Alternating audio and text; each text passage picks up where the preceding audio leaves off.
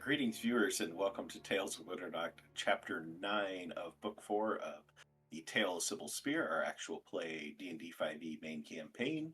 I'm Silver, and I'll be your storyteller this evening. With me are our players tonight, Ernie, Dustin, AJ, Conrad, and Saga. For those of you tuning in for the first time, I'd like to encourage you to check out our other material on our YouTube channel. Also like to direct you to our Discord server and our Instagram. Join our community and interact with us. Links to all those lovely things can be found in the About section of the Twitch channel or YouTube channel, whatever you're watching this on. Before we begin, I want to thank Smiteworks for Fantasy Grounds, a virtual tabletop of choice, Sirenscape for our amazing ambient sound effects and music, Discord for our voice and video, and Wizards of the Coast for Dungeons & Dragons 5th edition. I suppose I should put 2014 in brackets on that now, since that's a whole other thing. But anyway, that's the game we play. Tales of Winternock is not sponsored by, nor are we an official representative of any of these companies, and the views and statements made during our game do not in any way represent those of the companies until they say otherwise. Before we get too far into things, we'll be continuing our giveaway this week. We're looking to hit 120 followers. Upon reaching that point, we'll be giving away a lovely set of stickers with some character art. And to enter this, it's really easy. You just need to redeem 100 channel points to activate the enter giveaway option, and then join our Discord. I don't know exactly how many minutes you have to watch to get 100 channel points, but I know it's not a lot. Anyway, you can enter once per stream, accumulate multiple entries until we get to that previously mentioned 120 followers, at which time we'll choose one entry as a winner and reset the giveaway clock for another giveaway. If you're chosen as the winner of the giveaway, you'll be contacted on Discord to get your mailing address, send you your prize. Hence why you need to join the Discord. We're not just trying to be like, oh, we're going to force you into our Discord. It's like we literally need to have some sort of connection. So, last bit of housekeeping I have is that we are looking for guest players to join our stream for 1 or 2 session arc later in this book. If you're interested, visit our Discord server where you can find a link to the Google Form application on the quest board there. You can also find that on our Instagram, I believe. Is that up, Saga? Yes, I posted it on our Instagram. It's in our story highlights. So you can find the link there as well. You don't have to go through the Discord, so it's maybe a little bit more accessible. And we'll also get that pushed out to some other places as well, probably this week. And look forward to meeting some new friends, making some more connections with other people that maybe are streamers or just other people interested in playing some D&D or just doing some cool roleplay. So, with that, I will turn it over to the duly knighted Ernie to do our recap for this week's episode. Buckle up. So last week we had an episode of All Time where the party came back from a door using a key that came back to the tavern and had been discussing the missing friend or the KIA individual, I don't know, that they were missing. As this commotion has gone on, they were duly interrupted by a cranial measuring wizarding lizard wizard, who took notes very quickly on the party, and there was a little bit of some hijinks. There was Alfred, who is an Infernus worshiper. There was a fairy who liked me. There was a teenager who had a jar of liches, and there was a horse, half man, who caused me to use a spell slot immediately within 5 minutes of introduction, a level 1 spell. So that was an adventure before the party was arguing on what to do with him. Thank goodness he did not find himself chopped into bits and pieces in a soup bowl, as he would do maybe to other people. We went through a door using the tower key. We found ourselves in a tower with howling wind. It was very difficult to hear before we were attacked by individuals. There was also whispers going on where did we fight? Do we don't dead open inside. We ended up running to the top of the tower where some more things attacked us, but this time they were flying above us and they were much larger. Up until I heroically and dutifully, the only one with a little bit of help, grabbed a key that was on it. And after demonstrating my very expansive knowledge of metamagic, we find ourselves still on top of the tower, trying to figure out what exactly is going on and where do we go now that we're in possession of the key. That's basically what happened, I think. I was there for it, but... I like how this is from the POV of Gilgamesh. Yes, apparently. Okay, for the sake of trying to keep that part on track, because I keep forgetting to mention this at the end of the recap, Ernie, please pick who will be doing the recap for next week. Or the next session of this part of the story. I'm gonna have a master follow with this. I'm gonna make it Conrad just because his will be so much more coherent than who I gave it or how I did so. Well, we'll follow it up with a very loose, structured, free flow jazz to a very this is what happened. Yeah. All right, sounds good.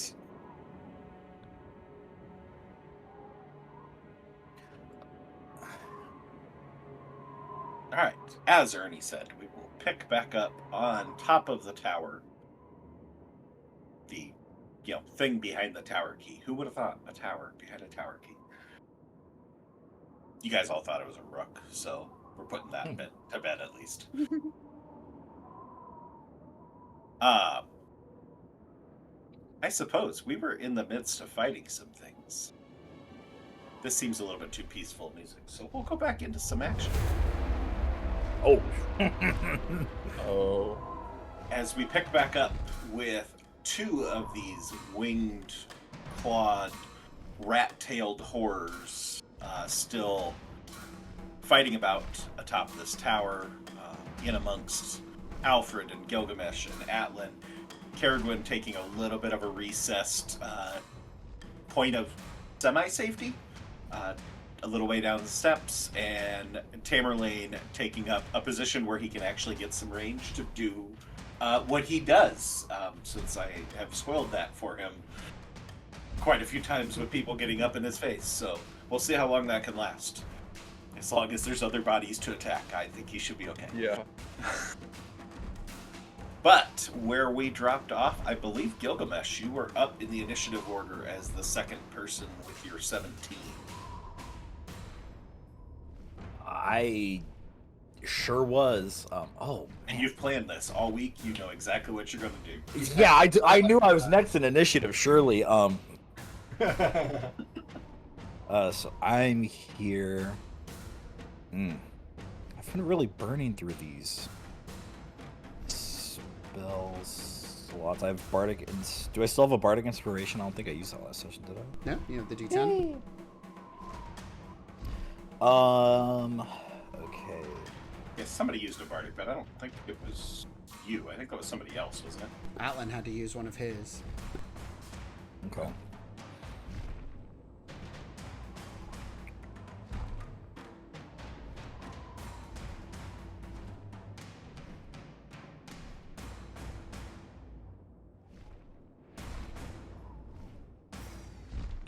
Being 5 feet within a creature's melee range, if it is not exclusively a melee spell attack, I would be at disadvantage, right?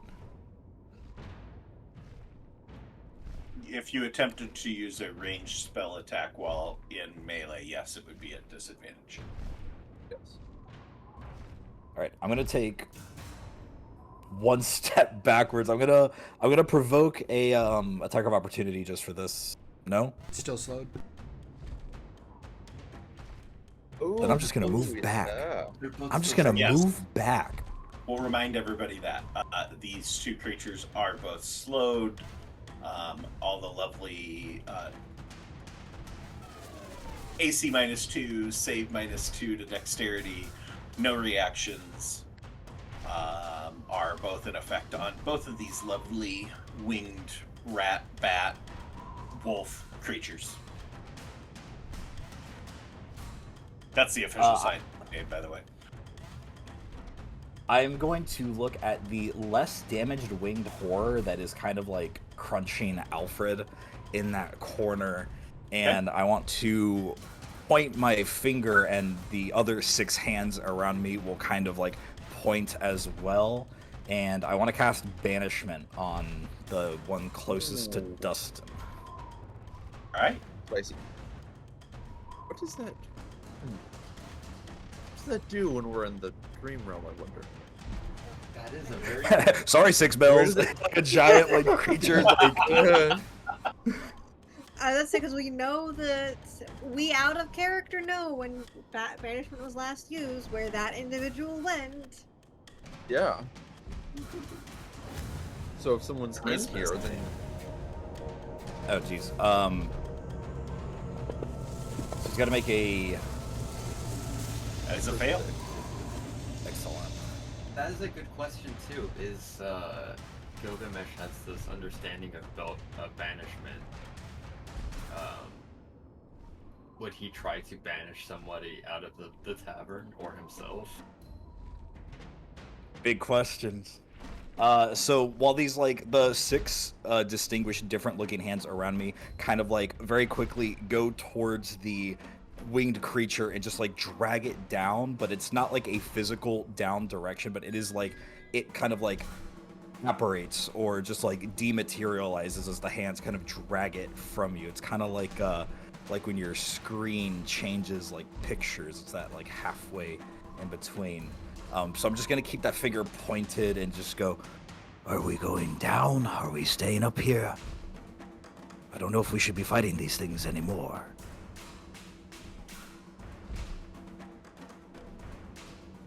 And then that'll be my turn. Okay. All right. Let's see. I think for the simplicity of things, that was. We'll just make him disappear for now. All right. That will put us to that guy who's banished. what does he do? Well, he fucking stays there. Come on.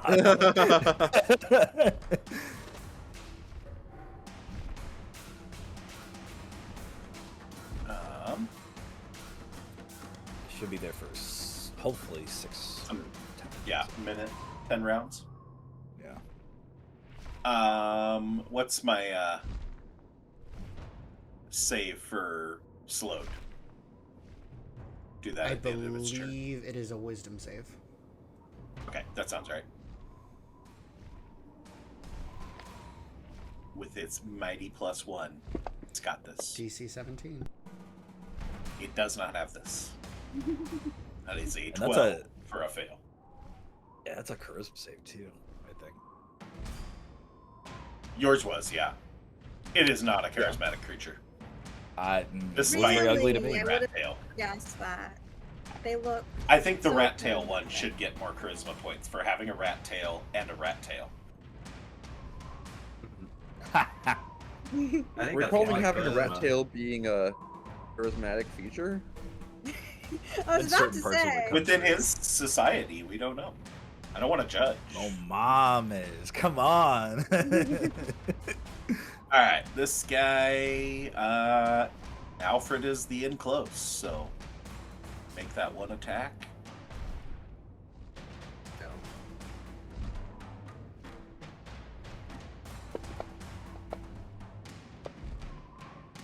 26 to hit. Ooh. That kind of hits, yeah. Okay, just a little bit. Only No, kinda? no. It barely misses, right? All right, as 19 points of bludgeoning damage, partially absorbed by your temporary HP, Yes. True. down to the 12, and I need a strength save. All right. Don't die. I Just told you not to die. I'm sorry. I'm not good at following directions. You can get out of this though. Right? Walks right into the tail as it curls up. Yeah, he can fly, so he'll probably be fine.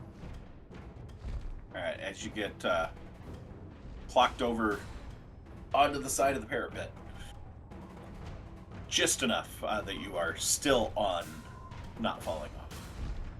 And if I'm remembering correctly, that was the thing we were going to change with the slowed, so it goes and tells me a little note, but I have one attack, correct? Yes. Yes. Okay. Then that...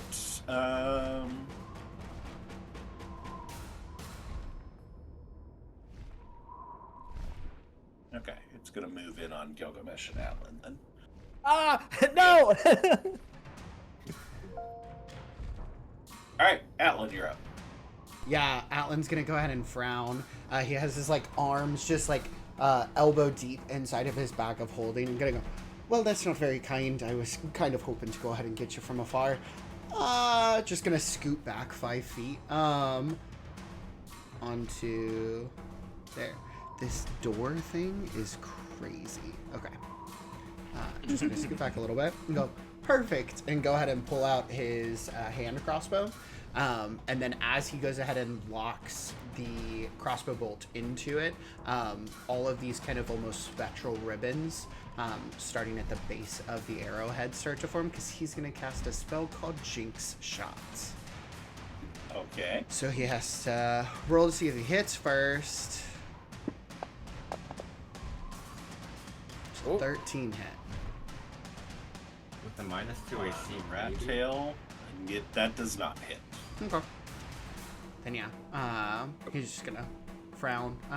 Then look over to Alfred and say, "Are you good over there? Do you need some assistance?" Alfred is like teetering, and he just barely manages to right himself before not falling off of the entire tower. He goes, I think I'm all right. Let's Okay. just kill this thing. Yeah, Atlan will go ahead and scoot on down 5 more feet, and that will be the end of his turn. He is, however, hovering where he was before, so he's still technically at like the top of the stairs, verticality wise. Good position. You can kick Caradwin in the head if need be. Not saying to do it. I'm just saying you could. Just a possibility. Options. But that was also the first thing that you thought of. It was the good frame of reference as to where is his little body hovering up above. Yeah.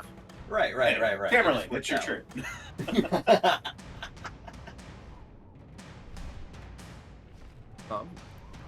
So Tamerlane is going to move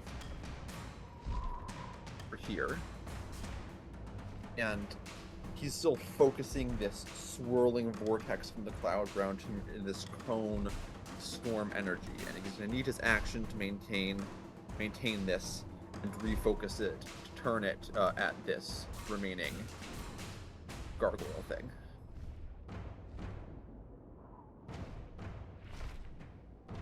So, needs to make a Dex saving throw.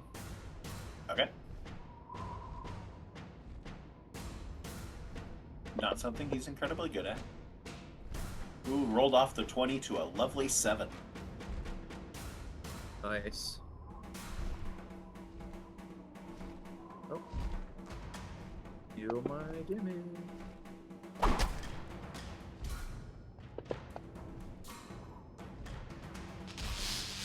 There it is. The electric sounds. I was waiting for the hand buzzer.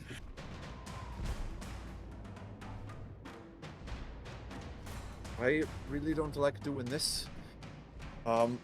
He's sort of like he's deeply focused. The muscles in his forearms are like bulging as he's struggling to maintain this spell. And that's his turn. All right, Alfred.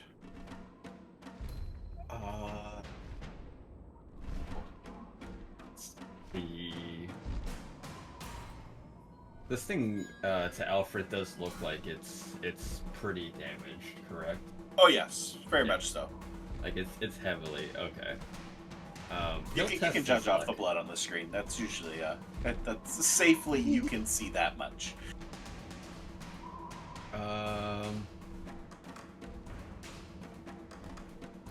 Well, there is no kill like overkill. Overkill.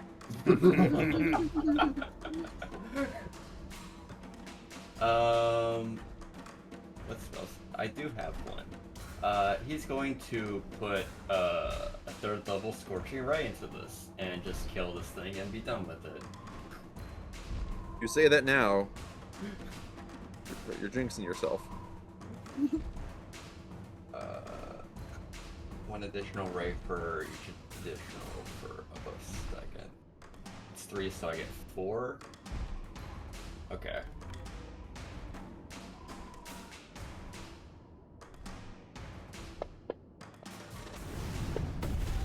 That'll hit. 1. Nice. And then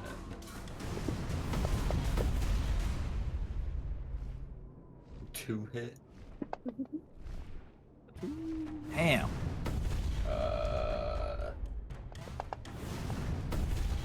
Oh wait. Hey! I don't know That why might I do just it. rolled it into the box, but yeah.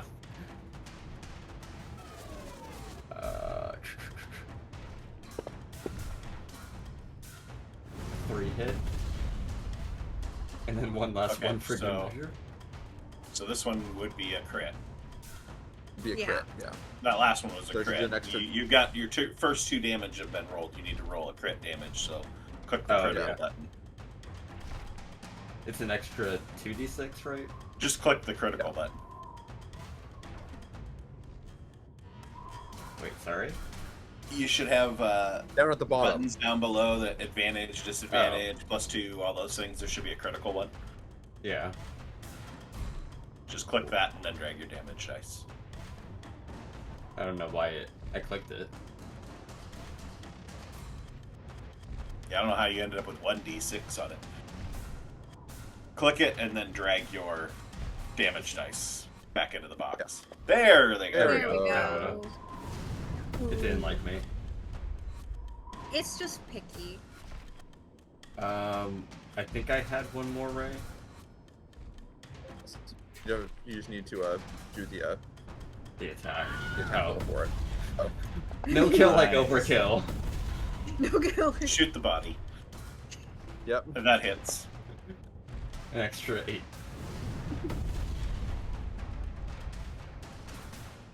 Yeah, Alfred teetering on the edge of the tower gets his last. He finally gets his footing, and puts himself into a little jig between where the bricks sort of make the rim around the tower. So he can prop himself against that, put his little cannon behind him, and he just fires off these 4 blasts, trying to take the brunt as best he can, not to fly off. Roll your temporary hit points for yourself too. Oh yes. At least get some. I didn't even think about it because what's it called? Nobody else is around me. Yeah, but you get that. Thank you. I appreciate you for 10 temporary HP. Ooh, that's nice. Nice. Nice. That's solid. Are we at this point still in combat initiative? Yes, because you're on a clock on your spell before vamping. banishment, Yes. yep.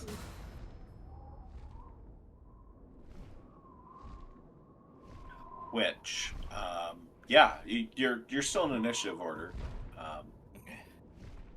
That Oh. is Alfred's turn. Do you have anything else? Let's see, that was bonus Cool. action. You'd have move, I suppose, to get off the ledge. Yeah, no, he'll definitely come off the edge. He'll come. Seems like a towards good plan. Oh yeah, if he comes towards the rest of them, everyone else could also get 10 temporary HP.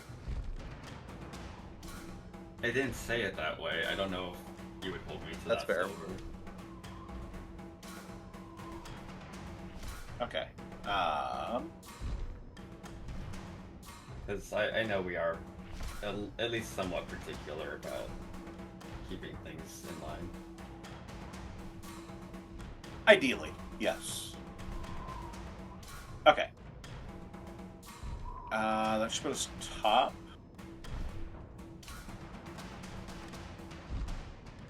To Caradwin. I mean, there's nothing to attack right now. Fair. I'm gonna look at. I look down at herself and look over at Alfred's like, you're pretty like banged up. Are you okay? Do you need some? And she'll she'll touch your shoulder and will cast Cure Wounds. Oh, I mean, yeah, I'm feeling a little dizzy after that last hit. You get all of 8 hit points back. Hey, every HP is beautiful. I love you. Not to take away from this moment, but I can only hold this thing in banishment for so long. I'd say maybe 40 seconds. 50. Well, I guess we should head back downstairs, I guess. Yeah. At least get Karen up would- at sight range before it comes back, yeah. But what about Hold on. over there? And he's gonna point at the huge hole in the floor. Kind of hard to avoid sight range whenever there's a big old hole in the floor.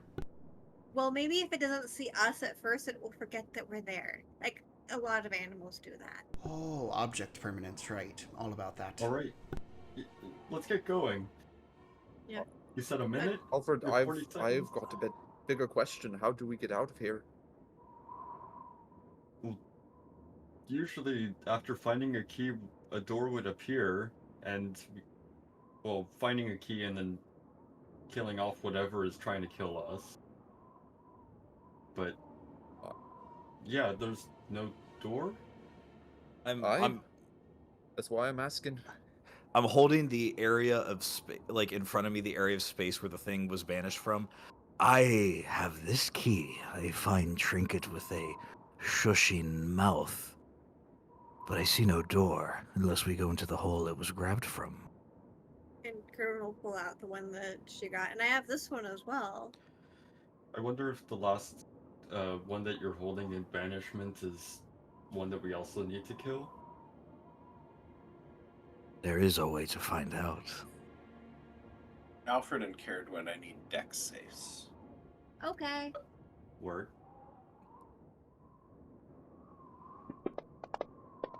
Barry, what do you think? Oh my god, they were Oh, both twos. Twins! Oh twins! We're no! twinning! no! Twinning.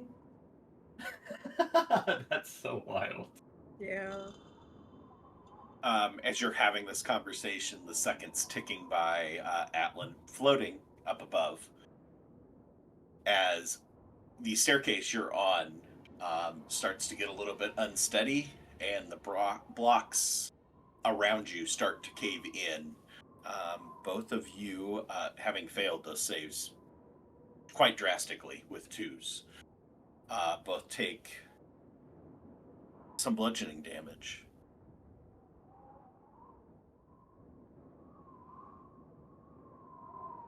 So is the staircase like giving way, or are bricks coming from like the sides? It's a little bit of both. The steps are falling out from under you, as well as the walls that are all on the side of the staircase are collapsing in on you. Atlan will just slowly float across over to near where Gilgamesh is and say, Well, you were asking my opinion on it all, and honestly, if you're holding that area there, I think I should be able to get pretty good sight on how to go ahead and blow its head off. Prepare an attack, and I will let you engage. Sure. If you do it quickly, I can hit it with this. There's still this tornado coming out of his hands, basically. Good, because I'm at 10 seconds left. Criminal. No, your 10 seconds are gone. But I've been having this conversation. You guys burned through that minute real fast. Yeah. The first 2 questions would have burned through that minute. It was pretty close. Okay, Caradwin, you took 8 points of damage. Alfred took Okay. 9. I've already put them on yours. Caradwin, it went through 1 point of actual damage. The rest was temp. And Alfred, you still have 1 point of temp. Which you could go ahead and do that boost in the midst of all these conversations if you want to go and give everybody a set. We do have a round or two. Oh, yes, Yeah. definitely.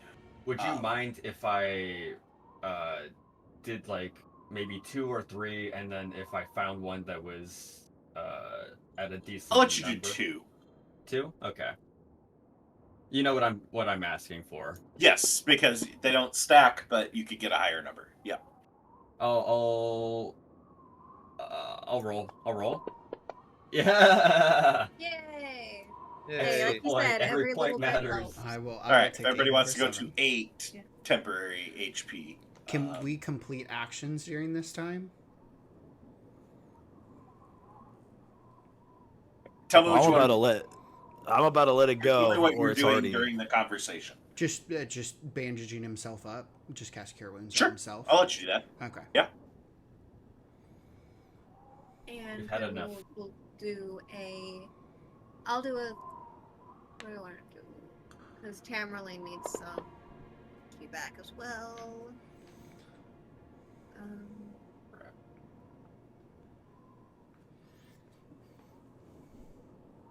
I'll do a 3rd level healing word for Tamerlane.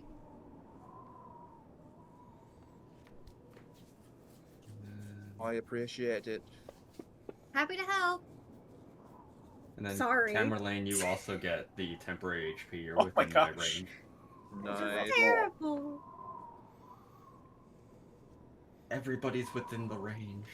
And then Outland's just gonna prep a fireball for the moment this thing comes back.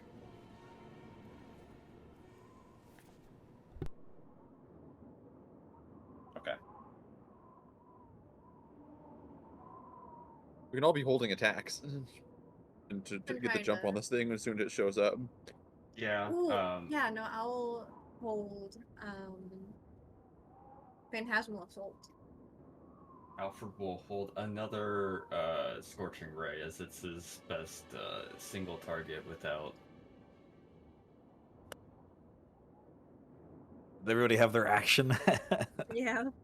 What's the location that it was in? Like almost dead center of like if Like you here? go from where I am, yeah. Okay, Somewhere Tamerlane's like going to end up heading up here in preparation as well. Tight. You can shoot sideways at this thing and not hit anyone else with the storm cone. Hell yeah. That's one way to roll a new character. And that Fire. case, Storm cone is down as well. Oh, That was a minute. never mind. He'll stay back here. Slow, slow's gone. Banishment's gone. Storm cone's gone. You guys Never talked mind, then for he more would than a stay- minute, so that'll all be He would top. in that case, he would stay back here and just shoot the thing with arrows when it shows hell up again. yeah.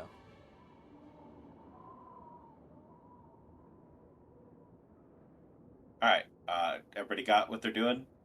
Mm-hmm. Yep. Yeah. I will stay in preparation, but I don't have anything. I don't have an action held.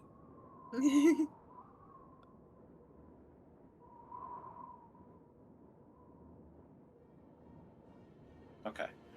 I think probably the easiest way to do this is we'll just do this as you guys have a surprise round out of it popping back up because there's no idea. So we'll just do a round through all of you, and we'll see if it's still standing by the time you guys get done with your turns. Unless there's any objection, just start at the top of the order, go through Okay. Yeah. All right. Put our beastie back on the board. Character, when you're up. It has to roll a charisma saving throw DC 17. I can drag that onto it. That would be awesome. It is not charismatic. That's why I chose And it. definitely not when it rolls a 3. Alright, and so I get 2d6 psychic damage. That's pretty good. Ooh, Psychic's got an interesting sound effect to it. That's And it solid. has Does. disadvantage on its next perception check or ranged attack roll it makes before the start of its next turn. If it lives. If it lives. Always got a plan. Yeah.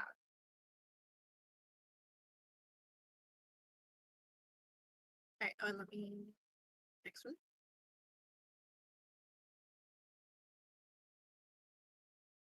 Sounds like my turn. Yeah. It is.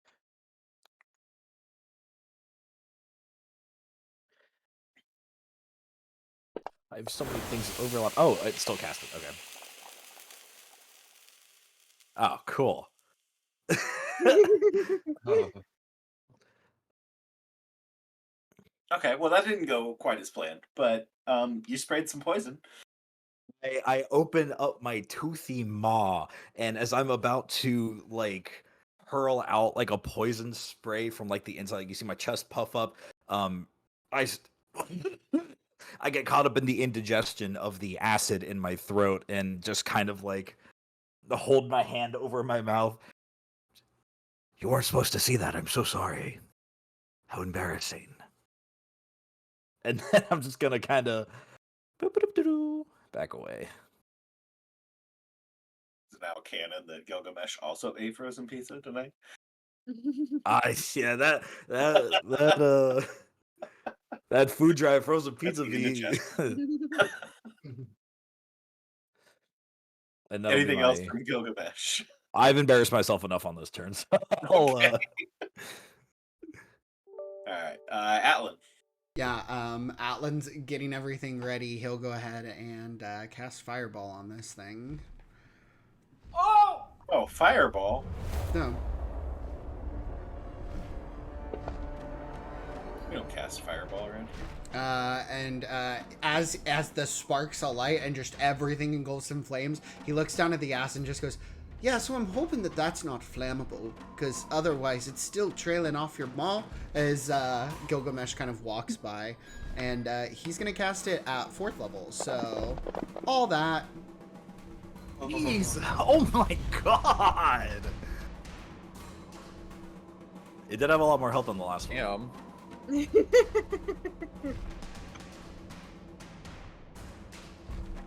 Anything else from Atlan? Alan would give Gilgamesh Bardic Inspiration again, but he already has it. All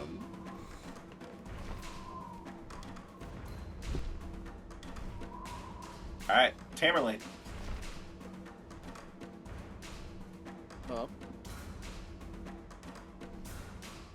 He's gonna loose a couple of arrows. All right.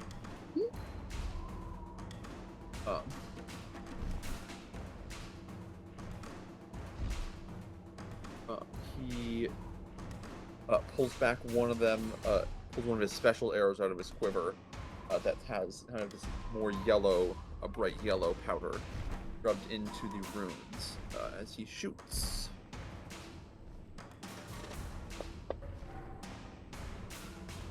That's gonna hit. Hell yeah. I didn't need the result. I saw that 17. I'm like, I think we're good. Yeah. might be. He's using his frenetic fletch. Nice.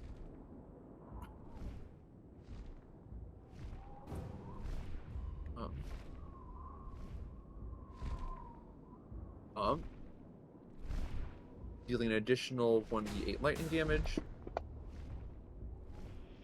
Okay. There it is. And he is unable to take reactions until their next turn. Okay. And then they have to make him and every other creature within 15 feet has to make a con save or take another 1d8 lightning damage.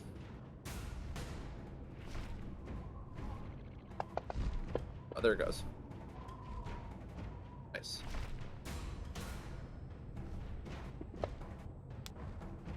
Well, point's a point. And Is then that how he's many gonna feet? Better. 15? 15 feet. Okay, so that'd be Caradwin, Alfred, and Oh. Atlan's right on the edge. I'd say Atlan, you're out. Well, I didn't see that. No, I'll Well, take the out. I'll take the out. I'll take the out, sir. What? You guys what are gonna save take is one. it? You guys are gonna take 1 point of lightning damage.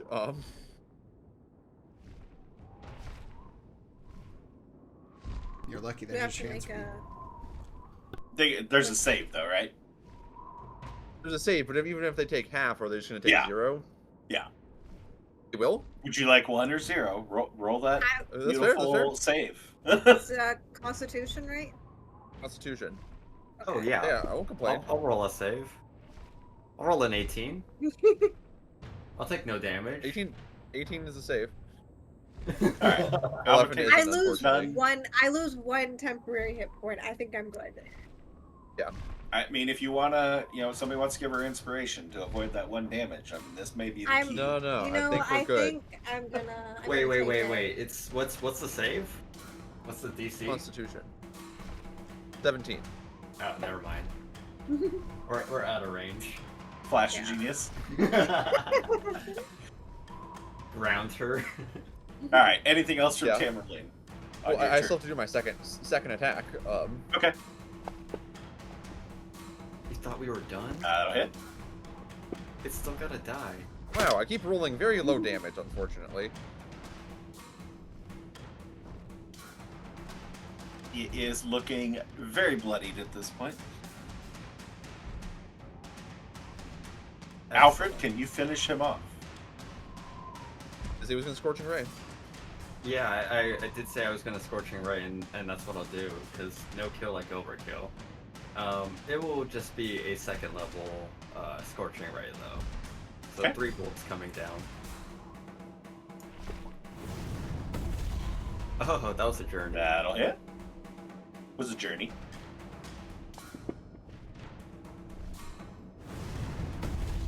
Getting there. A 2nd? That's A not gonna miss. hit. Alright. One last. Roll Oh marbles. no! No. Ooh. That's a rough one. That is rough, buddy. And with everyone still mostly topped off, he won't hit his protector cannon, so that's Alfred's turn. Still sort of tucked All inside right. the staircase there, in between all the bricks that have fallen on him. That'll put us back to the top of the order with Caradwin as we go into regular round again. Alright. So you guys still have 2 more attempts to take this down before it does anything. I am going to cast at 3rd level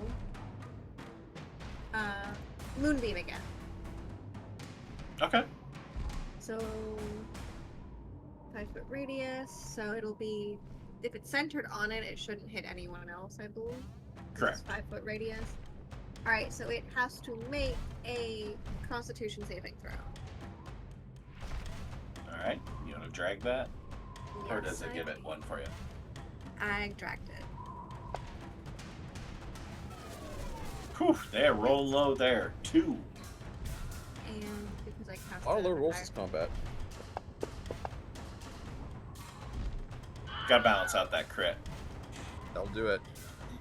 Yeah. Well, we did say that this creature did look like a kind of a werewolf, so dropping that moonbeam on it as it just takes that moonlight, burning what's left of its flesh as it turns to for a moment, upright piece of ash before collapsing into ashes on top of the parapet before the storm winds cast it off into the fog, leaving behind a amulet laying on the ground. An iron amulet where this creature once stood. Curdwin will go and pick up the amulet. See what it is. Give me an investigation while I kick us out of this combat here. Mm-hmm. Investigation. Dirty 20. Nice. Dirty 20, so it was okay. With a dirty 20, you quickly, checking this thing over, find that while it looks like an amulet in that it was on a chain hanging around this creature's neck at some point, it is basically just holding for an iron key. An iron key that, by my description here,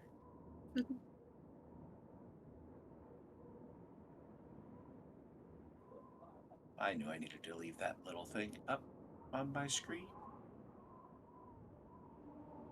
for a moment. That lovely map of keys out.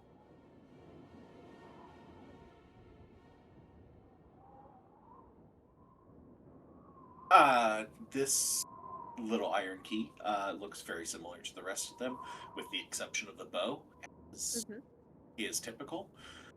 The bow on this key looks to be a piece of paper, kind of wavering, a little bit of a float to it, and music notes on that piece of paper, resembling sheet music.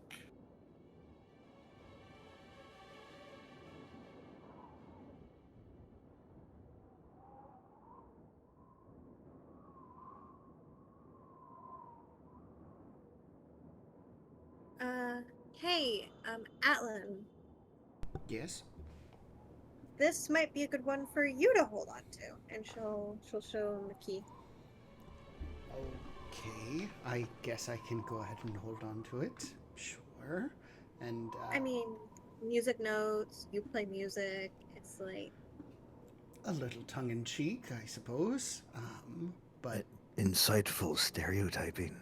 it's just that easy, I guess. I thought this whole thing was a game. I mean, 3 keys, this whole horde that was chasing us, and you're saying now that there's just a door that's going to pop open for us? And he'll look over towards Alfred.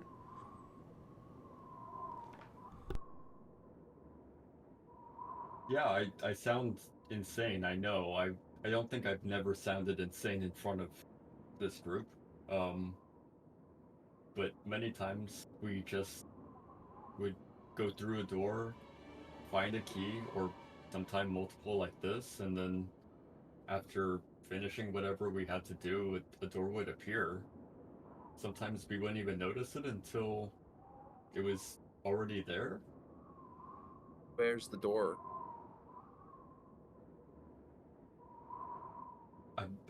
I don't know, I'm sorry. Could it be possible that at the top of this tower we find the key and the doors open on the bottom of the tower?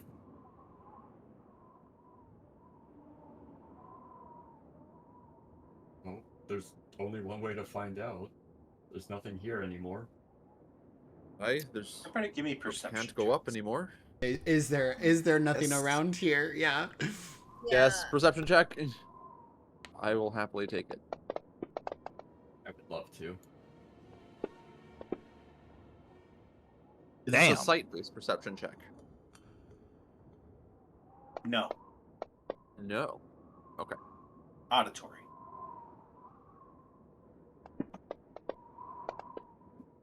Jeez.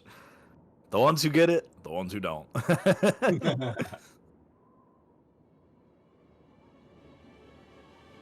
Caradwin picks up on it first, Atlan a short while, moments later, and Tamerlane moments after that.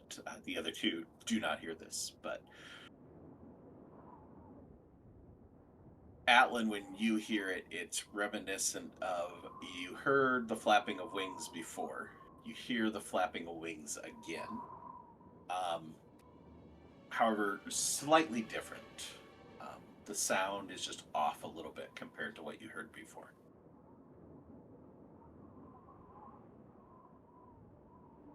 Not quite sure if it's going to be a bigger lab than before, but there's definitely wing flapping around.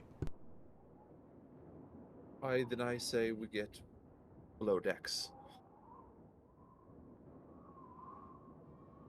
Shall we find ourselves jumping through this big hole? Or maybe go down the stairs that almost killed us? That's what I was about to ask. Is she's gonna glance, like, walk over and glance down the stairs. Is there anything that actually, like, below us, or is that floor collapsing? That stairwell is completely collapsed in. It collapsed in when you guys were hit by the stones earlier. Okay.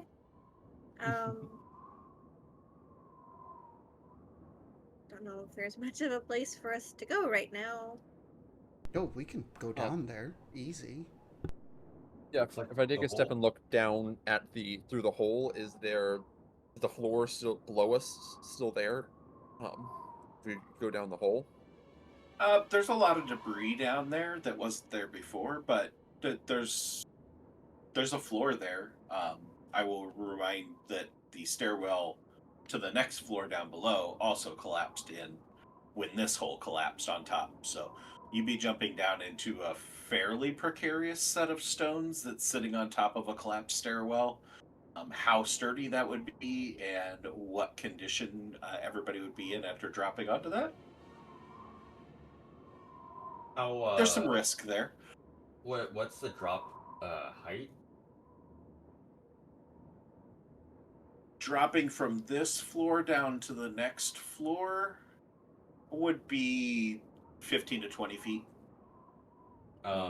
Alfred will look down and so this is the way we want to go. We want to go down. He'll put a couple of sort of points down like little cubes, and then he'll sit down with his usual cannon on his shoulder, and from there he'll shoot down into the hole and cast web. And as he shoots, the end of the web will be at these two anchor points, like towards the top here, and it'll create like a sort of ramp Cargo going. deck? Slide? Yeah, kind of. Okay. Good thing it's not going to end up like the McDonald's playpen with the you know what I mean? Like we're going to get our legs caught and stuck in between the webbing. It's the Jacob's ladder. It just twists midway. Yeah. Well, hopefully he's put like the anchor points down so that when it hits the other end and it has these anchor points, it should be somewhat steady. He was thinking about that. All right. Well, this should be set for a bit. It should be good enough for us to walk on and get down without hurting ourselves.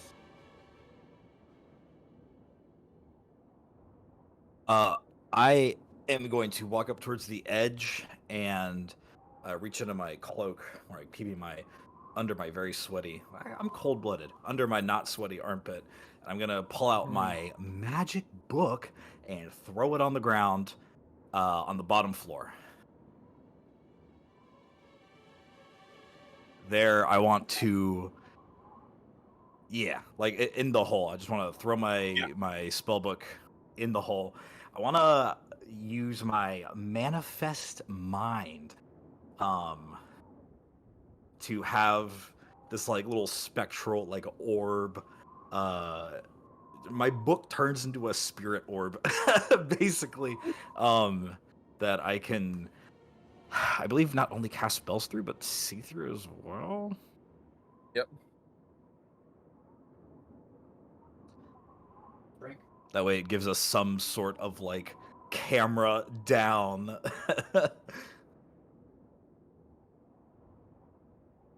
Okay.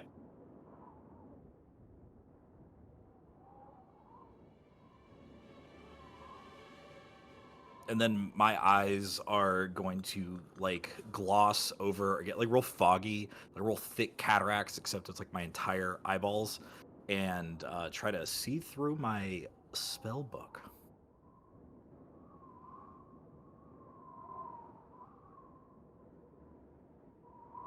Atlan is gonna fly down.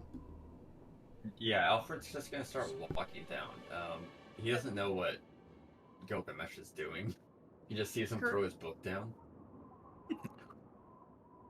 Crudeman will see whatever Gilgamesh is doing. He's like, I'll wait.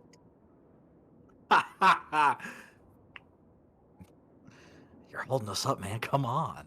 The dragon takes him. Well, have He doesn't something even like see it coming. I got something like a dragon on my sleeve, so don't you worry. What about Tamerlane? At that, Crudeman's gonna. Tamerlane is going to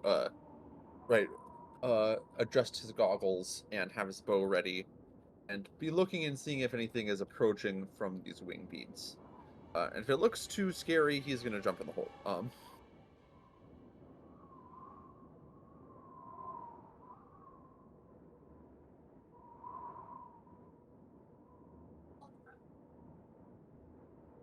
Don't see anything with these wing beats.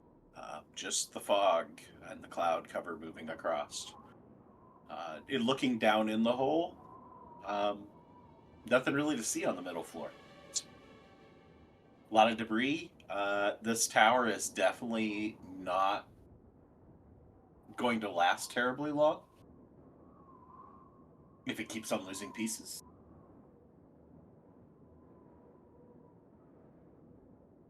But aside from that, there's no signs of enemies or imminent danger on this floor. Other than you are moving to an area where there is more stonework that can fall on top of your head, not just out from underneath you. But it's not imminent danger, just potential danger.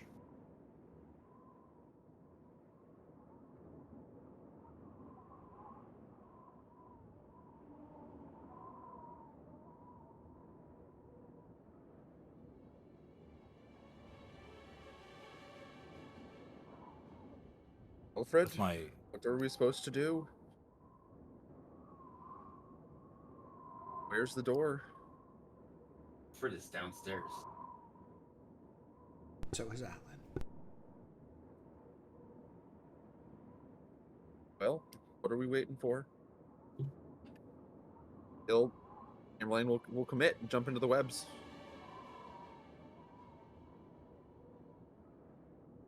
Give me an acrobatics. I want to see what this looks like as Tamerlane in equine build goes down this cargo net. Make it look good. Make it look good. You got a good dex score. You should be okay. Yeah. Oh Ooh, my I was God, almost I've that been one. rolling on that one for so long. I know. Close. 19 rolled up to a 27. Yeah, make this look good.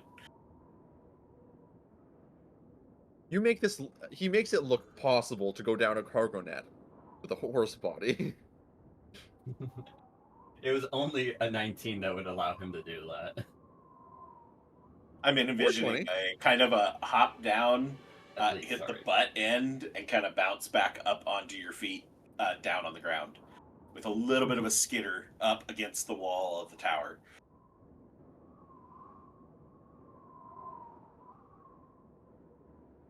Gilgamesh and Caradwin down in the hole? yeah, Yeah. my little spectral book is I'm gonna look back up at me through it, notice that everyone jumped, and just kind of like the little spectral thing just kind of like shrugs as much as it can before I relinquish my sight control and jump down. Right before you you jump down, you just hear Crudeman mutter as she's getting her broom of flying out. Wonder what would happen if we jumped off the tower. And then she'll follow to fly down the hole with her broom of flying. Okay. Maybe the winged horrors were trying to help us out. They were just trying to get us off the tower. That's what she's thinking. Why, yes. I feel so helped after being stabbed multiple times.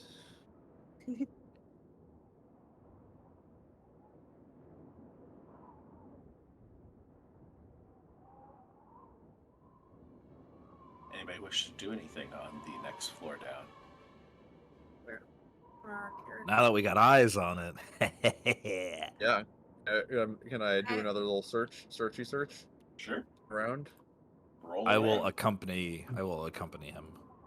We're just looking Perception? for our way out. Yeah.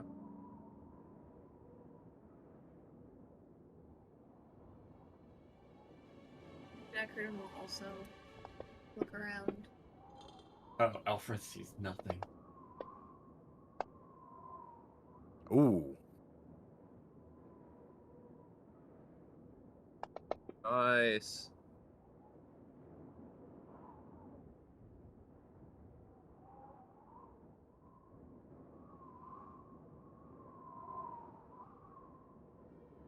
On this middle floor, doing your little search around, see much the same as what Gilgamesh saw using his little arcane eye and looking about. No signs of imminent danger. The floor has collapsed in a couple places. It's not overly sturdy as you each hit the bottom. Despite how good it looks as Tamerlane goes and makes this nice slide, there is definitely a little bit of shift as you guys keep on piling more and more weight with each person going and dropping down into this same part of the tower at the bottom of the cargo net. Nothing gives way quite yet, but definitely things are very shaky. And not overly clear whether you are safer here or actually in more danger from the tower itself. But aside from that, don't really see anything of note down here. There are no doors opening up, no obvious exits, just a couple collapsed stairwells and broken stained glass all over the floor. Hear any more sign of the wing beats? Give me. I'll use everybody else's perceptions, but I need you to roll straight perception first, since we're going to auditory and you had the advantage from the visual. That's fair. Well, Look at that. Keep that Same. 16. It was meant to be. All right, with a 25, Atlin, you want to give me one as well, since you weren't in that? Can I just go based on my? Well, no, it's fine. I'll roll.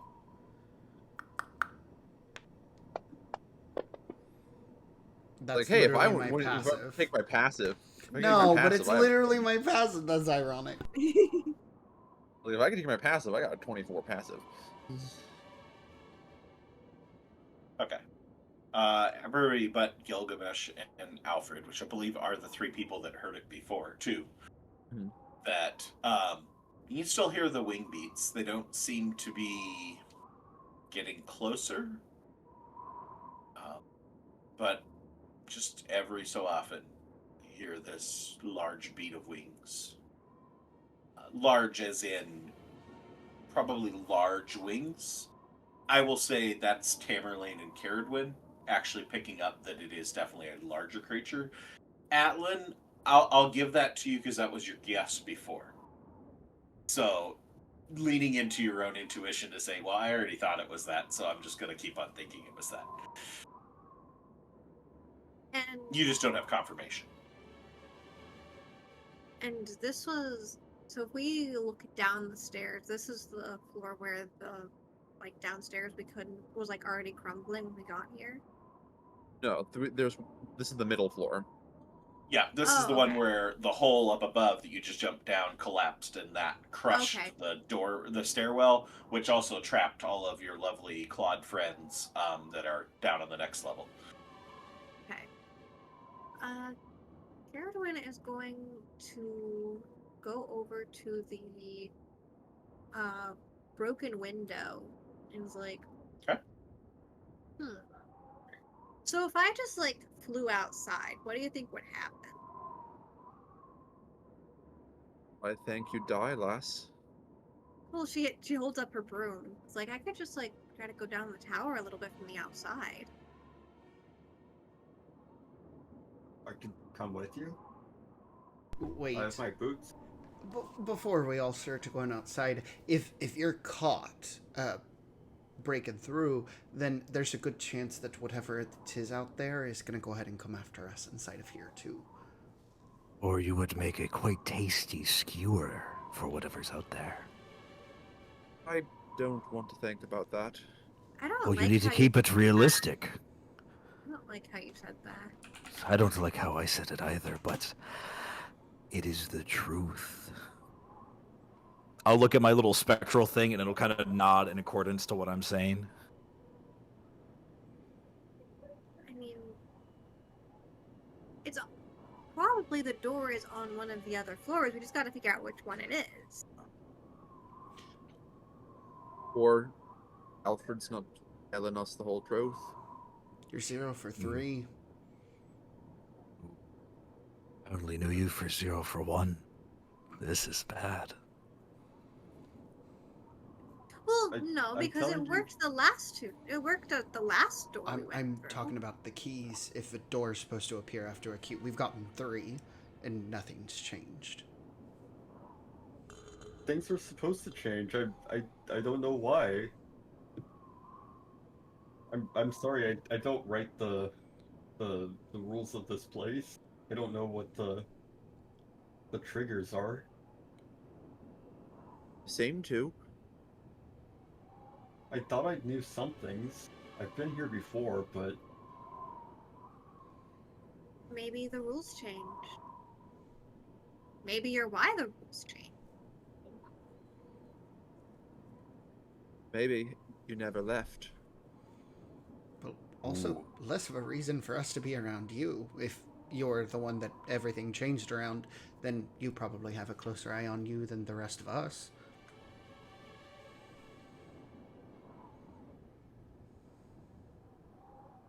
perhaps.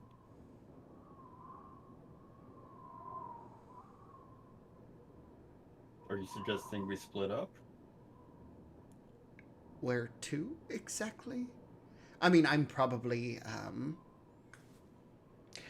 gonna go ahead and give it 50-50 odds that, I even remember what happened in here.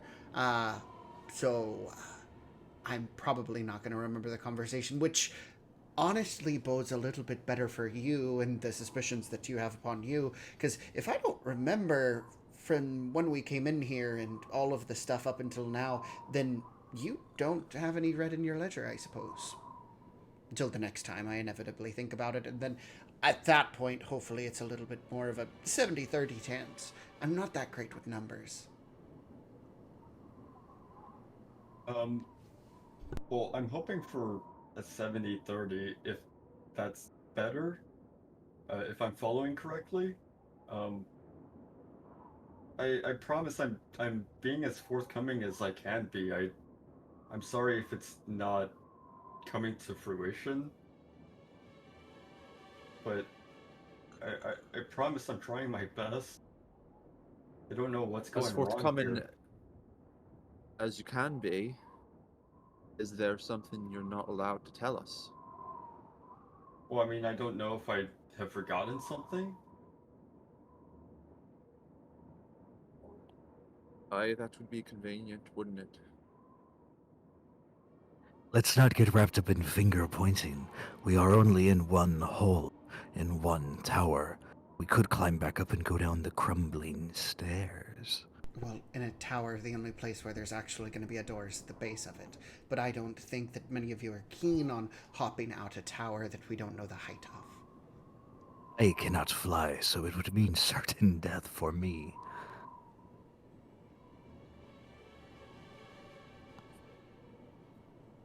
That being said, we cannot stand here, mope around, and point fingers. You should do something about this glass then. And Atlan will go ahead and pick up the shards. They're really small, correct? Yes. Atlan's going to start fidgeting. Nothing bigger than maybe 2 inches wide, all in irregular shapes. He's going to start puzzle piecing it together. Okay. Give me an investigation, I suppose. Curtin will help him.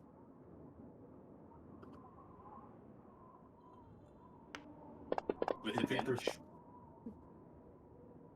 Do you think there's a clue with the stained glass? Only thing that we have around. I'm going to need to know which window you're putting together. The one that we're in front of. Okay.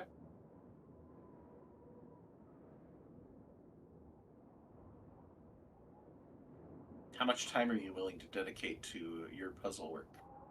Atlan is going to go ahead and move to the wall, like so that he has an angle outside, but it isn't a direct view inwards. And he is going to go ahead and he'll give it a good solid 5 minutes probably, unless Caradwin chooses to go shorter. She'll help him.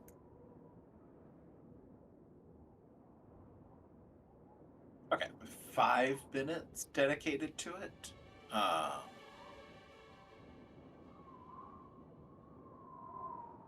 You really don't get yourself anywhere near actually putting anything together. Mostly you're in the sorting stage at 5 minutes. It's the finding. There's no edge pieces here because it's broken glass with pieces still stuck in the wall. But you are able to accumulate that there is a heavy abundance of blacks and purples. That is the predominant colors that you find in this particular window.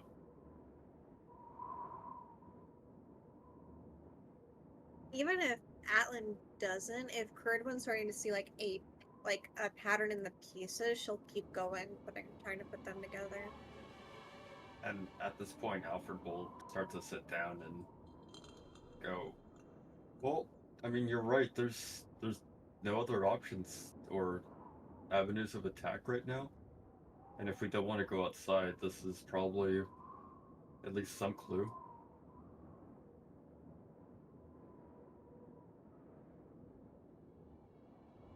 All right. You can each roll your own, or Caradwin, you can roll with advantage for Alfred helping. It's investigation. You're calling which way you want to do it. What are you feeling, Alfred? You can take an advantage. I've got a +4, but I got a +7. Go for it, dude. 17. All right. How much time are you putting to this? We'll go another 10 minutes, 10-15 minutes. Okay. Before we get into what they find in their 15 minutes, we're now going to be at 20 minutes. Gilgamesh and Tamerlane on the sidelines. What are you doing with your time as they're playing puzzles without a box? Can we push it to 10? So we get a short rest? We push 10 more minutes, man? I just need 30 minutes. Yeah, Curtin will do that. Well, after the 5 minutes of him working, Alan's going to talk to Gilgamesh. But I know Tamerlane needs to as well. Oh, so Tamerlane's just going to be actively keeping watch. He has his bow drawn, and he's watching the hole in the ceiling, watching the windows, and is ready to shoot something in the eye if it pops up to try to hit us. Excellent. Okay. For clarification on that, are you in an active holding an action for an attack so that you cannot be surprised in that scenario? Yes. Okay. He's not taking a rest. He's not resting at all. Okay, that's what I just wanted to clarify that. Talking's not going to be a problem for Atlan, Gilgamesh, if you guys want to talk. And the ones that are actively putting together the puzzle, I would say you're actively using a skill check, so I would say that would probably not qualify for a short rest. But the other two, if you guys want to work on it as long enough to get to a short rest for Gilgamesh and Atlan, you can. Or if you just want to keep it to Gilgamesh, then it's a little bit less time to get there. Alan's gonna come in and just say, so, Mr. Arthur, can you go ahead and take a look over the pieces? I feel like you probably have a good eye for that sort of thing. You're sorting your stories out. Makes sense you'd be sorting out puzzle pieces like this. My name is Gilgamesh, but I will take a look. Sure. I mean, okay. I guess kind of have pet names for the rest of us that kind of thought we were on that level. I can also go ahead and sing you a little song if that helps to inspire you. I still feel quite inspired from the last song. Actually feel quite inspired from something else. Not a song, but a moment in time. Oh, yeah, I whistled like I was catcalling. That's what it was. And it made me blush deeply. But I will have time to hear one little ditty. Sure, so long as you're working during it. And Atlan For will the go... sake of mechanics, your bardic would have expired because it's 10 I was trying to catch it. But no, that's okay. He'll I would give say you between the another jumping down and the 5 minutes of working on the puzzle, we've probably eclipsed the 10-minute mark before we get to this point. I have another, so I'll go ahead and give him that one. And quietly, he will pluck at his violin strings so as not to be too loud in this very quiet tower. He dreamed of an outhouse, but a slumber did not rouse. Alongside a dreamer in house and home, the script that he follows is solemn and hollow. The madness of science crossed marshy loam. Gilgamesh, oh yes, Gilgamesh, he joins our fold in a twist of fate. Gilgamesh, oh yes, Gilgamesh, the man can't even prestidigitate. That will serve as his inspiration.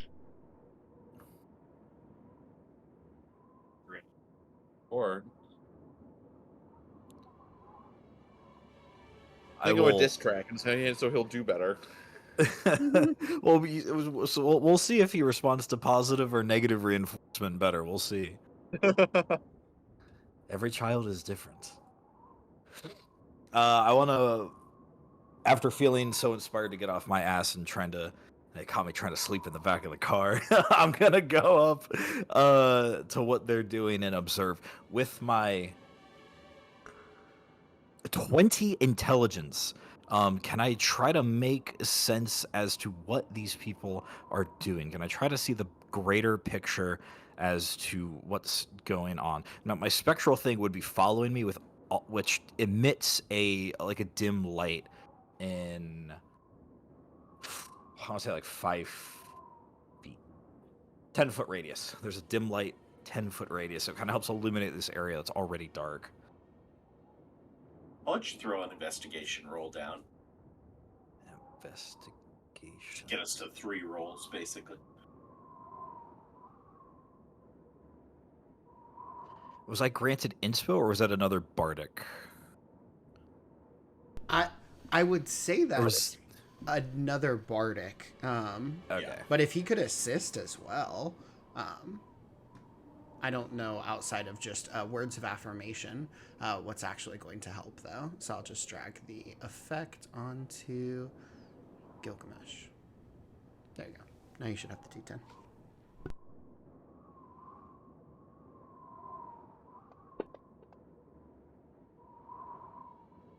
Or not.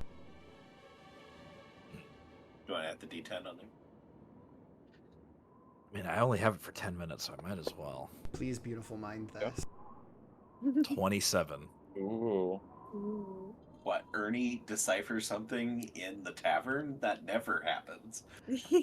Not on Kiesel's dumbass.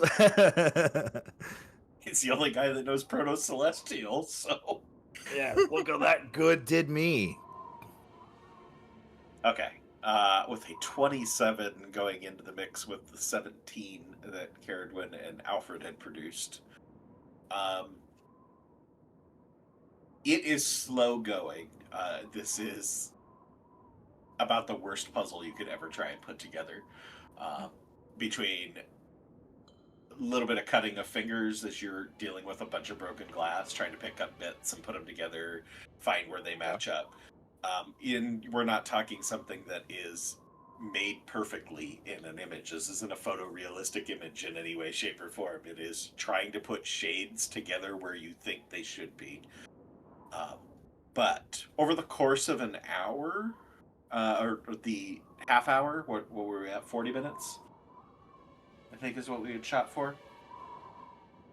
Course of that 40 minutes, you are able to make a large black and purple.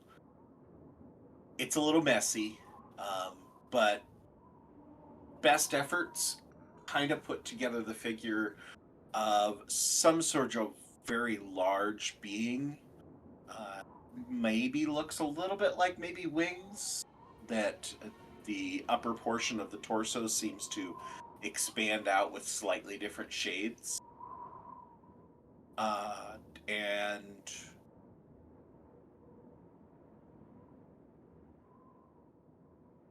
it basically gives a blackish purple dragon image.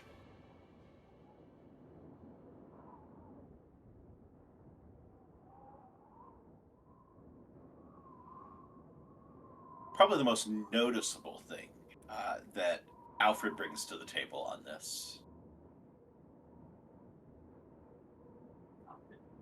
And it's almost like you don't register it so much as you help put it together. Bless you. Thank you. You help put it together almost by instinct.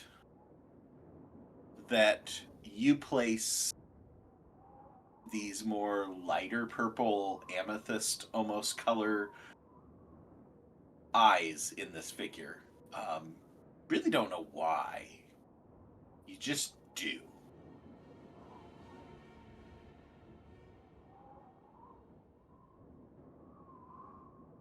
You're muted. I'm not saying anything.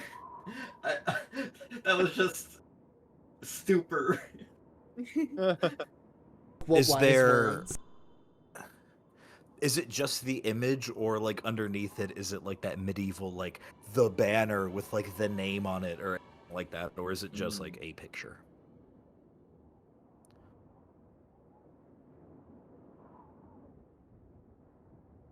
Right, there's no placards or anything like that.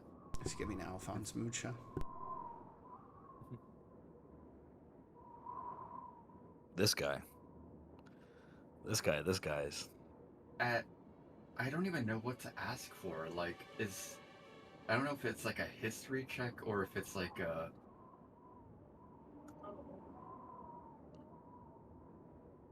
Like, would Alfred be able to see like some connection to what he would envision, like would envision the dreamer to be, or is it like a humanoid? You said dragon. There's eyes.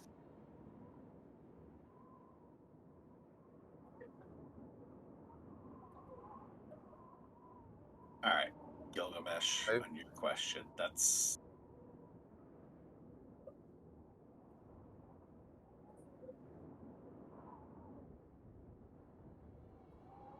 with your 27. I will give you the putting together just a simple little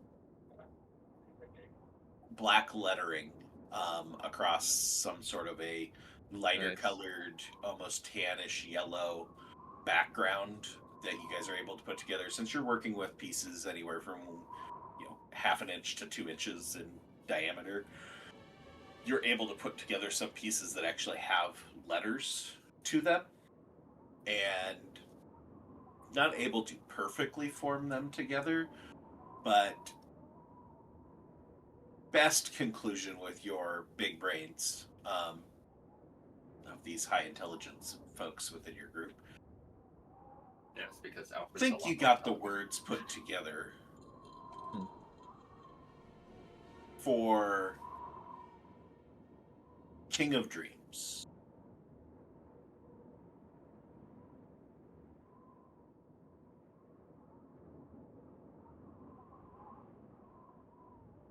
Now, I want to be really annoying.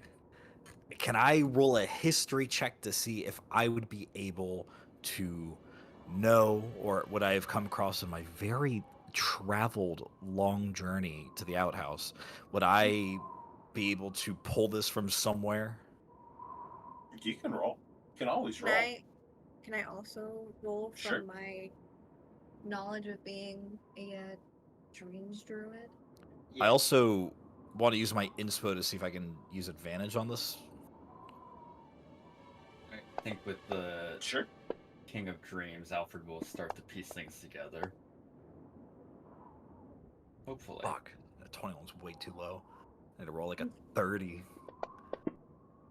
Ah, fuck, I used my inspo too. Why?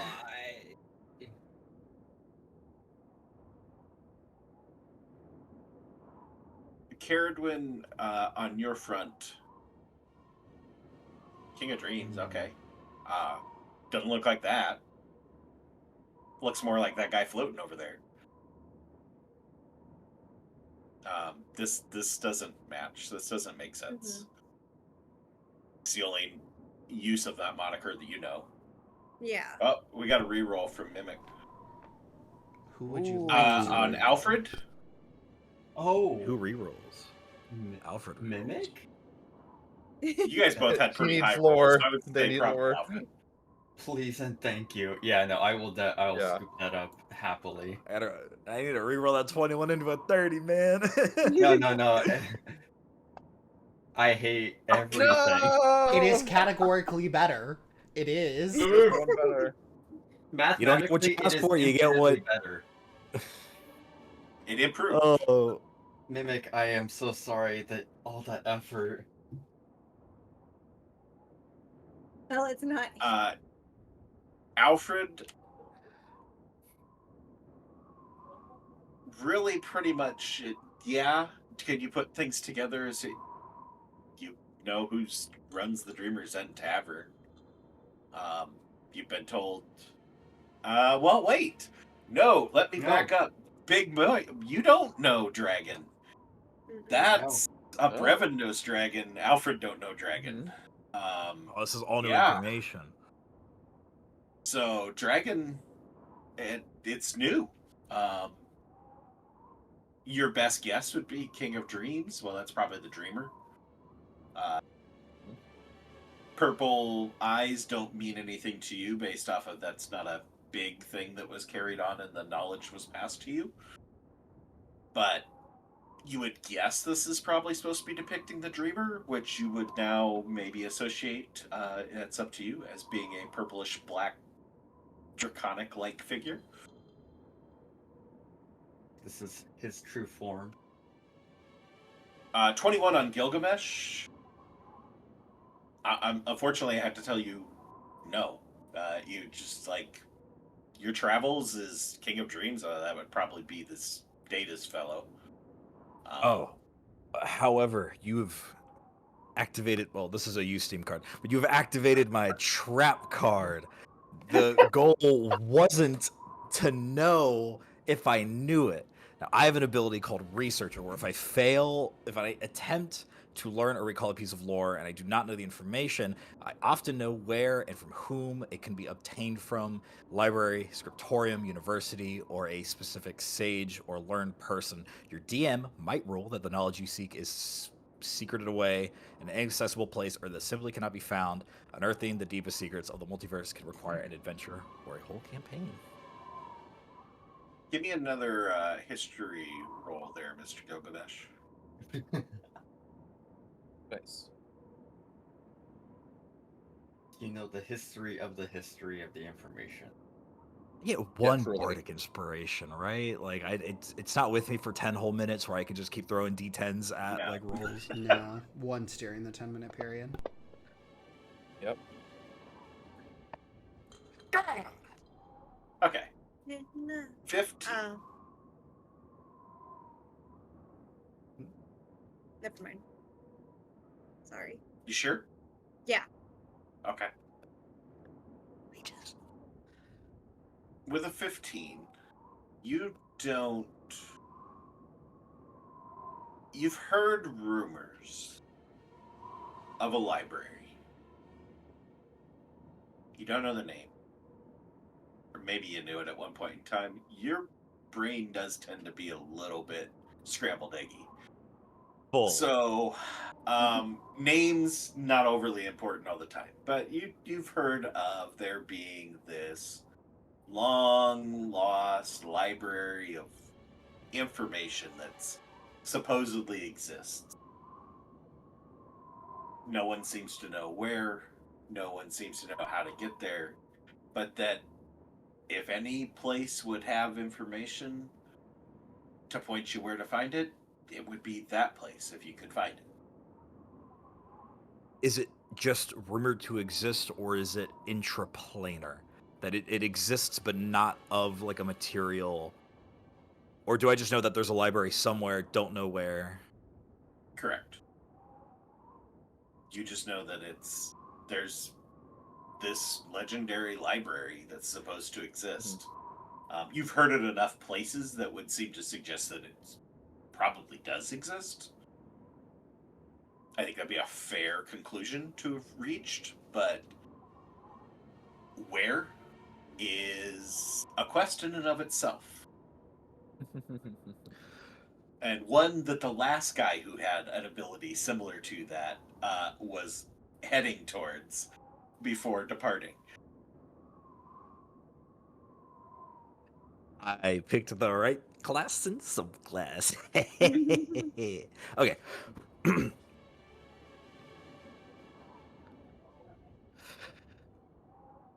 It is a big dragon.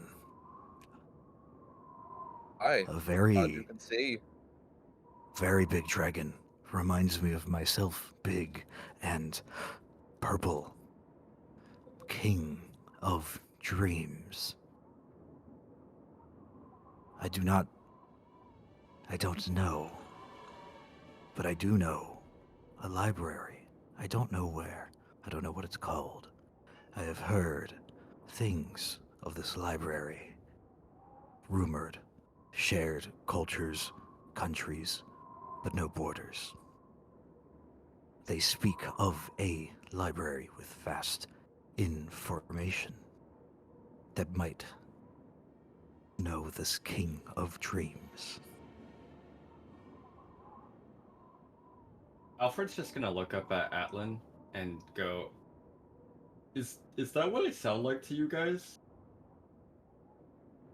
What do you mean? Like, the insane rambling and things are just... I know things, and they are here, and they are there, but I don't know where. Oh, no. Gilgamesh seems a lot more forthcoming with information. I mean, legendary is a pretty tropish kind of word that's just tossed around in plenty of circles. Performances, songs, things of the like. So I wouldn't go ahead and fault him for it, but you might actually be hiding something. I give him a bit more credit. At least Alfred's speeches are a little bit more, present and comprehensible than Gilgamesh. Thank you? You can choose not to comprehend what I say. But I can feel it reaching in the back of my mind. I can feel it. There is an answer to this king of dreams. I just can't quite remember where I found it. Quite a treat. And you can also talk in full sentences, but we'll get there. 4 legs. Right, if we're talking King of Dreams, though, I mean, we're talking Datus. So, I mean, Hi. last time I checked, I don't think that Datus has this kind of appearance. Wings, yes, but definitely not that type. So scaly. Oh, goodness. Yeah, It I would hates me covered in imagine. that many. I would imagine like you would be a more accurate depiction of Datus than, and she'll motion down to the stained glass. Oh, I need to have more cleavage to go ahead and be like the picture mean- of Datus, but Well, yeah, no, that's accurate. We only know what we only know. There have been many people who have lived before us, spoken languages long dead, to have words to describe things long gone. We lack understanding because we lack the means of comprehending. To this king of dreams, I don't know. And I don't know what language would call him king of dreams. well, if we only know what we only know, black and purple aren't necessarily the colors of Datus. Even I know that. Orange and purple are the colors of Gilgamesh, though. Silver question, out of character. Does help me with the timeline. Does Alfred remember the chess game? Was that before No. or after? No, that Chess was game's after. after. Mhm. Wow. Okay. You got lost in the very first part of it. Womp womp. Yeah, you at the end of Kiesel's. Mhm. That's where you This is the- disappeared. shit. So you got the wedding and all the talking to the people at the wedding, and then yeah, that was where Alfred departed. Oh, dude. All the And to you, information. that would have. Yeah. That game would have unlocked this conversation. And that would have felt fresh in Alfred's brain, because I don't think chronologically we would have been very far from Yeah. that either. Ooh. It's true. Ooh. So All right. Well, Welcome in, Solid 10, with your lovely party of 13 rating in. hell yeah. Welcome. Good to have you guys. watch me crash out as I realize that my character doesn't remember things that I wish that they did, that they experienced. Welcome to the most aggravating jigsaw puzzle you've ever done. It's not a Look, door. You didn't cut. Pretty good. You didn't cut your fingers trying to put it together, horseman. Come on. Or No, cutting he's just your wearing hooves out on his it. muscles over here holding a bowstring taut. Yeah, He's that not- he's not- bow's he's already not in at it. full. No, he's not an idiot. He's not at full draw this whole time. He's undrawn, just arrow knocked. Full ready to draw, go. You'd be insanely tired. It would be. Would Atlan know like that there's a slight bit of overlap between like Noctalis and Datus when it comes to like the domains that they hold over? Give me a religion. Okay. And I I'll give you roll that. advantage too as a patron race. Nice. And I also What is- Yes, you can roll if you want to try and give me an argument for where I should give you advantage on it as well. I'm not gonna argue for advantage. I'm gonna Okay, then you can just roll. just see if I can also get anything. I mean, like I said, she is I got that one. Because she did study as a druid of dreams, so she would at least know a little bit about datas, and she's a shadow sorcerer. So. Do you want to reroll? Because I have inspo. Nah, I don't use it on this.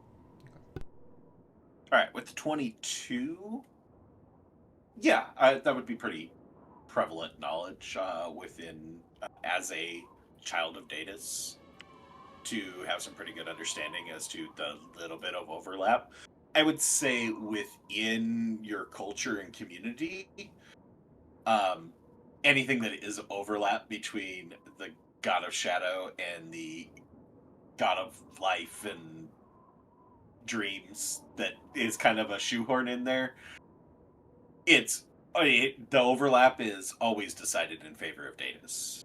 whenever there's any sort of conflict. It's like, no, well, he's the main one. That's the lesser over there. Noctalis is not as important as Datus. But yes, knowledge of the overlap, sure. Love Atlan and Lonan to have that conversation. Black and Someday. The black and purple's given a little bit more Noctalis. And I mean, honestly, Dreams, there's a case that could be made, but it's always a bad case, honestly. I mean, it's just Datus all the way. Who's... Atlan, are you still floating, or are you down on the ground helping out with this puzzle? Yeah, he's down on the ground, specifically on, specifically over here, on the window. Okay. Did the map not load for anybody else? You have to scroll to the right, or to the left, because it's all on yes, you have to scroll. And click your character icon, it'll... Oh, I didn't see things, because I wasn't... if it's not... If you're not selected, it won't, you won't see anything. Give you your player vision.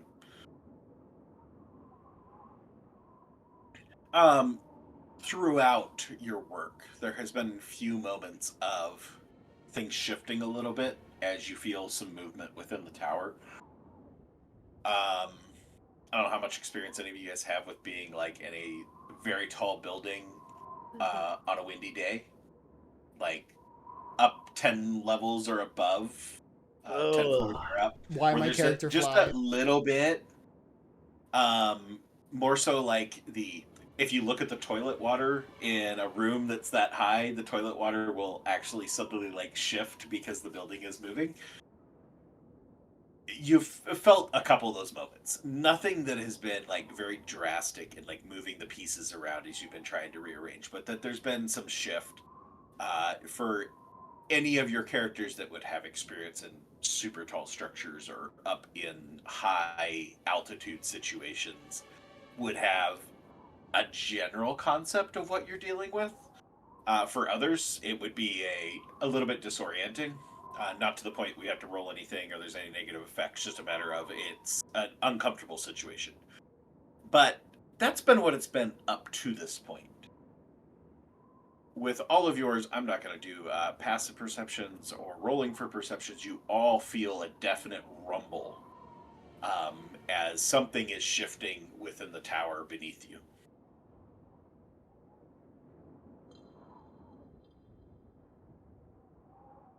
And I need somebody to roll me. What do we have to use? 1, 2, 3, 4, 5, 6. 12 by 12? Tens. Is that right?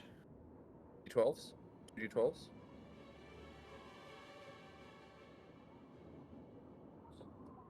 No, it's 10s. Yeah, you're right. Somebody I thought roll it me was 2 D10s. Ooh, double 2 D10. D10. Off. Wow. As this rumble happens, you guys all get a little bit unsteady for a moment.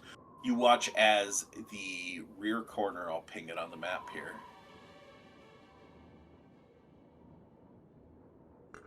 That whole portion of the tower just collapses and falls off the back. There is just now a wide open space. It's actually the window, but then plus 2 other sections. 5-foot sections to each side, just collapses and falls off the back of the tower. A little bit of the ceiling collapsing with it as the supports go out from under it. Shrinking the space you have here and creating a little bit of a sense of, not a little bit, a lot of a sense of instability in your current location. And something's going to need to change. What that is still a bit of a mystery, but something will have to change at some point because you can't stay here forever. Nor would you want to. I think that puzzle time is over. The safest place to be in a burning tower is on the ground floor. Right. There isn't a ground floor, and it isn't burning. But how are we in the air?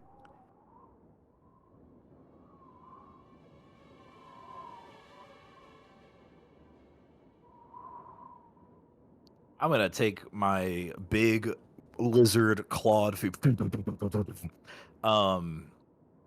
Is this stairwell been collapsed in, or is it like open? That's the one that was collapsed in. That collapsed in on Alfred and Caradwin. Ooh, That goes up. Scheisse. That one goes up.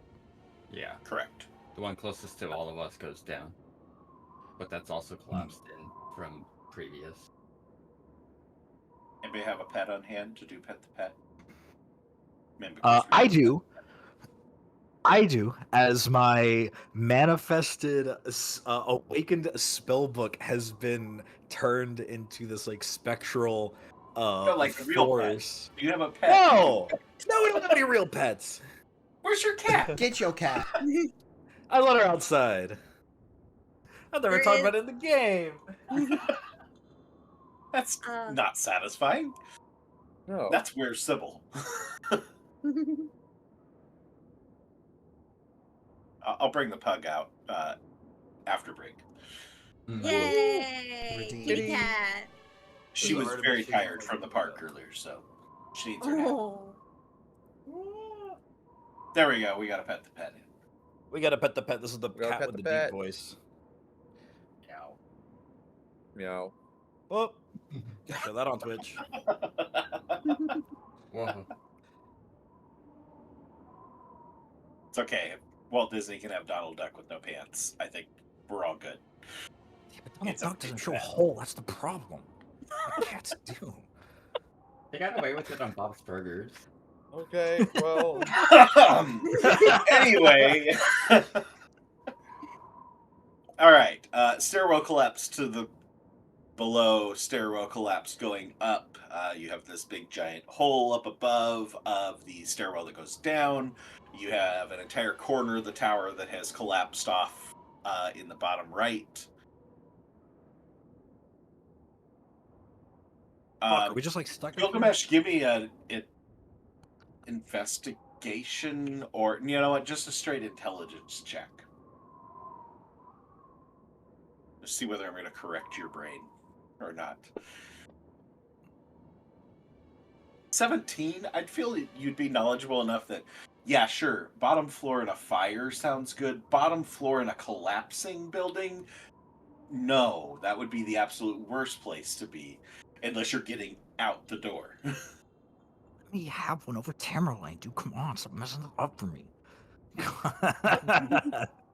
Now, if you want to roll with that, that's okay. I'm just saying that your character would know that.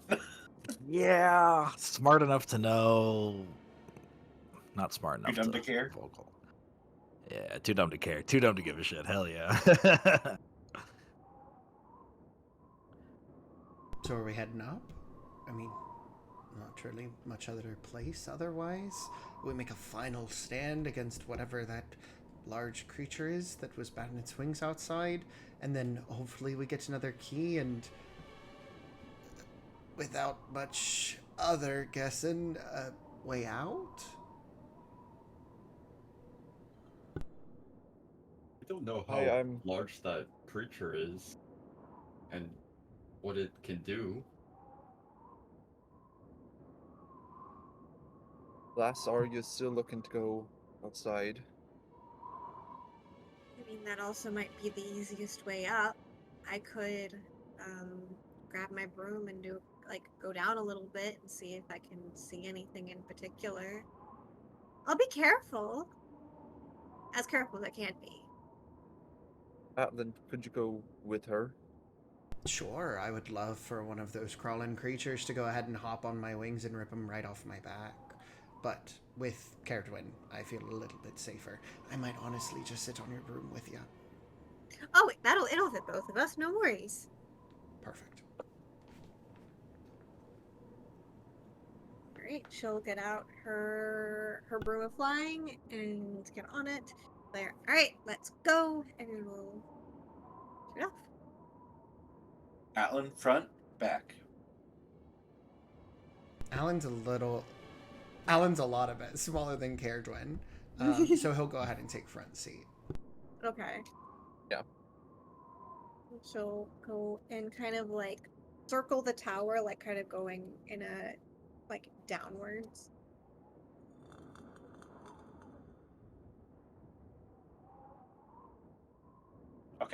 as you two fly out the window, leaving the other three.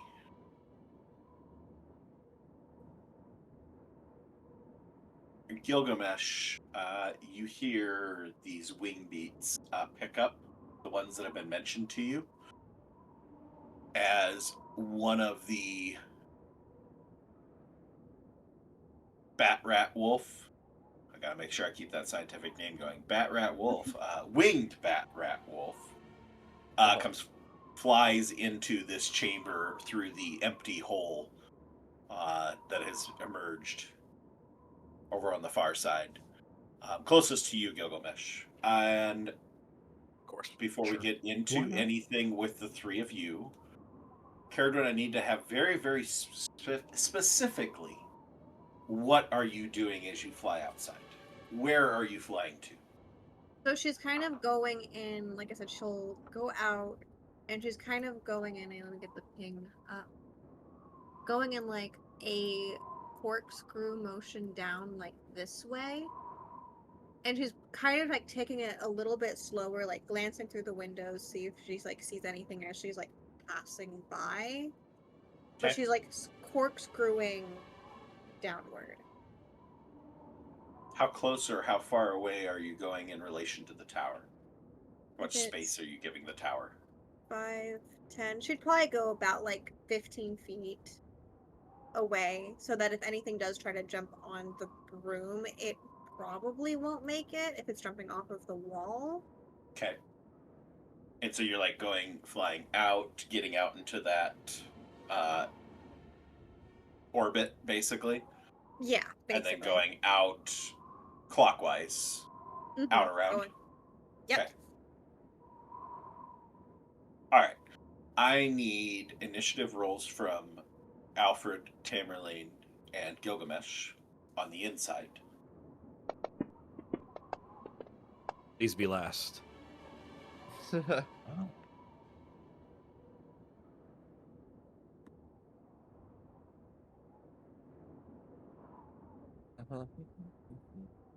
There it is. Are we going to count that I am not being surprised? Is all we were going to say? Or do I have You get to fire off a ready? shot. Yeah, you get a free shot. Pays off. Oh. Nice. I would say it's Being a prepared. straight arrow shot. It wouldn't be a fletch. No. You probably wouldn't have a fletch prepared. Yeah, because off it'd the be bat. really hard to know exactly what you'd be preparing for. So I think that's where I'm leaning towards. And No, I'll let you I'm- fire. You can fire too. Ooh! Dang, really, I really wish it could have been a fletch now. On site. Oh, I think I best put us back to some music here. But one of my, I'm gonna remember this time, one of my spell fletcher abilities is when I get a crit, I get an extra damage dice. Oh yeah. All right. Woo! I also need to remember that for my artillerist spells. I should have gotten extra damage on my Scorching Rays, to be honest. Just Really, if okay. Do I get 2? Or just the 1? Yeah, you can do it. Fire a second shot. Nice. I'll take it. Get a whole attack. Oh my. Palpable hits. Oh, yeah. I do exactly what I said. I'm ready, and I shoot a thing directly in the eye as soon as it shows up. All right. Got that on there. Come on. A 17 looked like it was about to be a 7 for a second. It was just like, Would have been tragic. Okay. That'll put us to top of the order.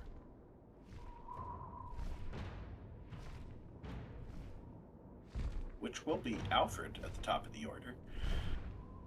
Nice. Alfred, what would you like to do with your turn? Upon seeing that we are down 2 members, Alfred is just going to quickly panic, Is there any sort of barrier of sight between like the staircases and then Gilgamesh, and then between me and the horror? This winged bat creature.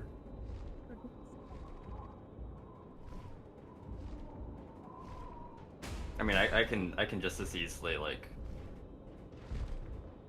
move 30 feet-ish. This one. Steps up, steps up. I just didn't know if the Gilgamesh should railing have full were gonna... view. These are the steps coming up. No, you'd be able to see. There's Okay. a pile of debris, but it's not imposing any sort of obstruction. You'd be able to see this large creature. Fair. In any case, though, Alfred does want to get a better vantage and spread out a little. So he'll run 30 feet across the way, and then take a knee, set up his shoulder cannon like he always does, and hurl out a big old fireball. So yeah, now at the point you're at now, you would be blocked now. from being able to see because you are now on the other What? side of the staircase. Yeah. Because those are the stairs going up, so you'd be looking straight into the collapsed staircase. The back of so the that's- staircase. That's a wall. Okay. Yes.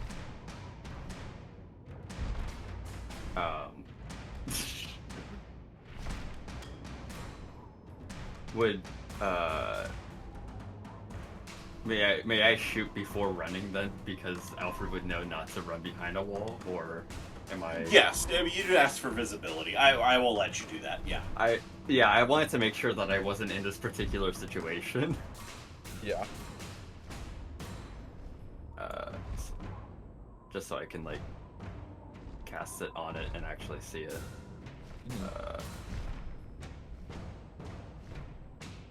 Okay, cool. Alright, thank you. I appreciate He's it. terrific with his dex saves. Oh, it rolled an 18 to a 19. That is a success. Nice. That's rude. But it still takes a good amount of damage.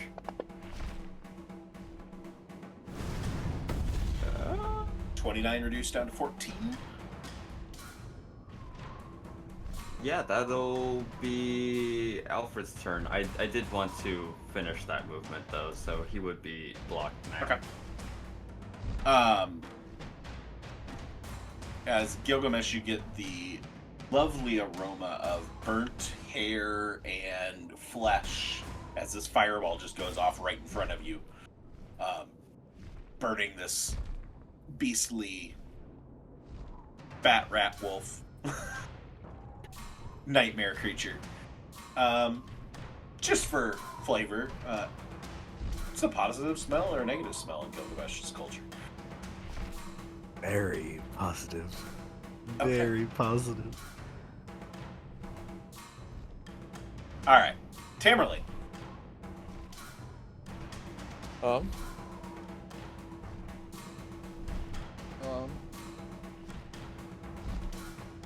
Tamerlane will get a slightly better angle on this thing.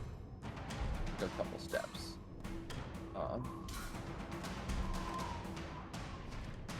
And he is going to pull out another one of the blue-lined fletched arrows. Okay. As he fires. No! Tragedy! That Flying is out into the- miss.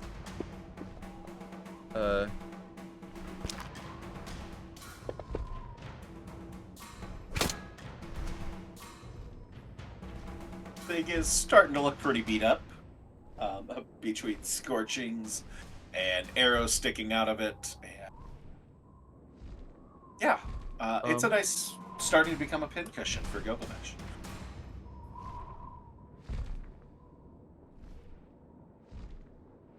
He's going to cast Hunter's Mark. You probably should have done that first, but it's fine. Bonus action, cast Hunter's Mark. As this kind of hanging over its head like a sword of Damocles, this little spectral blue arrow is ready to plunge down on it as soon as he's hit again. All right. Anything else in your turn? Nope. Okay, Gilgamesh, you are up. That I am. As a bonus action, I want to dismiss my spellbook and have it go back where I was keeping it. That way it's not just like a little guy anymore. And then... you people and your spell slots, let me tell you, I will never complain about you taking up time, because I am like crunching numbers here. If I have this many left, what should I cast it now? Should I? Yeah, you know our pain. Yeah, jeez, man. Good lord.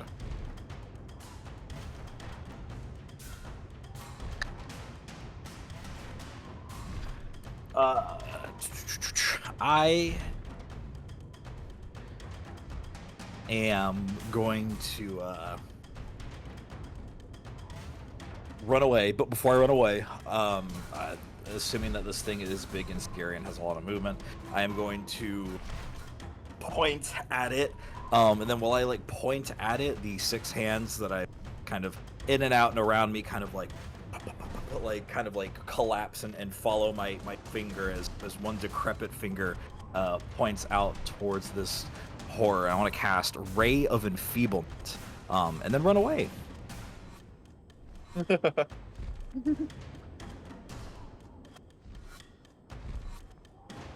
So it needs to make a con save of 18.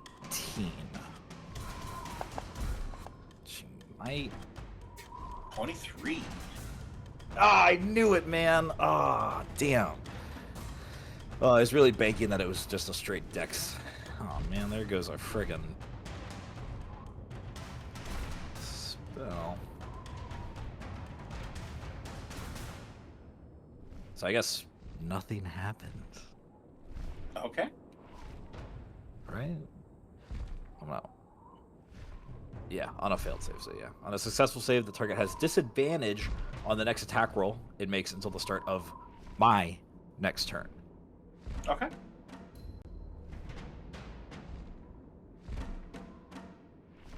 Are you gonna run away?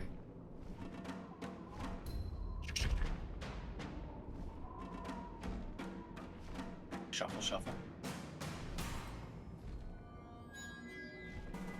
Yeah, sorry, bro, but I am not going to be within, like, a chest line of sight within this guy. I am fully hauling ass. And then that'll be my turn. All right. That'll put us to the Winged Horror. I'll just go with the simple name.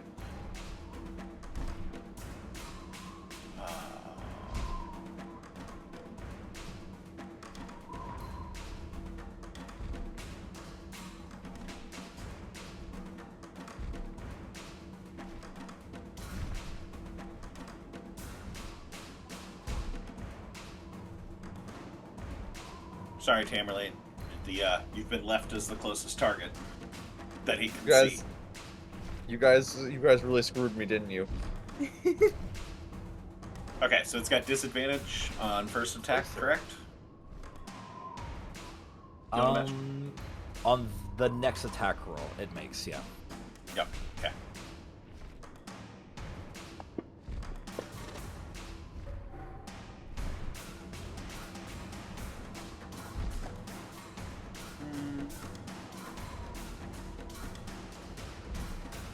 Let me try that again. And if my rhymed Fletch had hit and he would have fallen over, oh, it would have been so much better.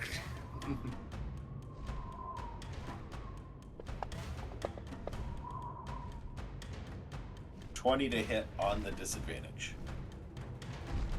Dang. Yeah, that hits. Damn.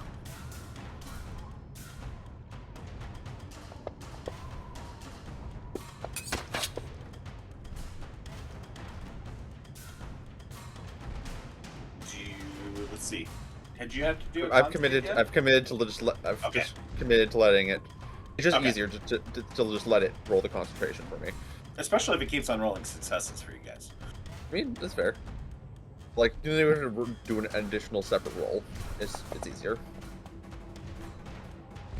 22 to hit with second attack. That'll hit.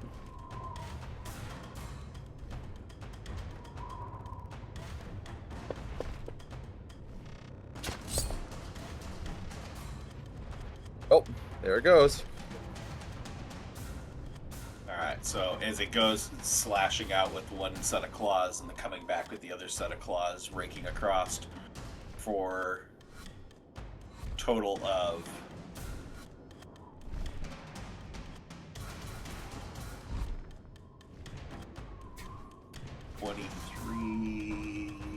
42 between the two, partially absorbed by the temporary HP that you had.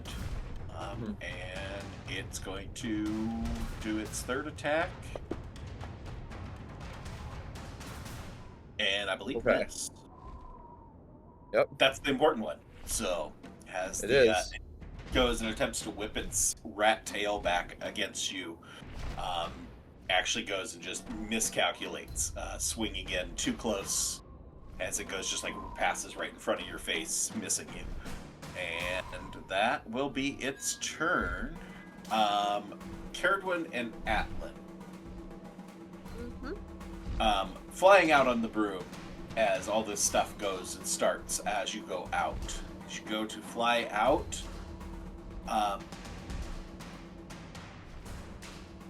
it's a bit disorienting for a moment as you're flying, and then it's like somebody changed the screen on the front of your driver's ed mobile, and you are now in the simulator looking at something different as you fly back into the tower from the other side.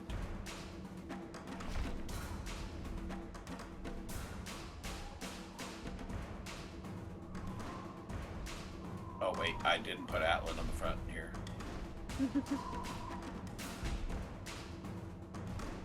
And give me initiative rolls as you join in for the next round.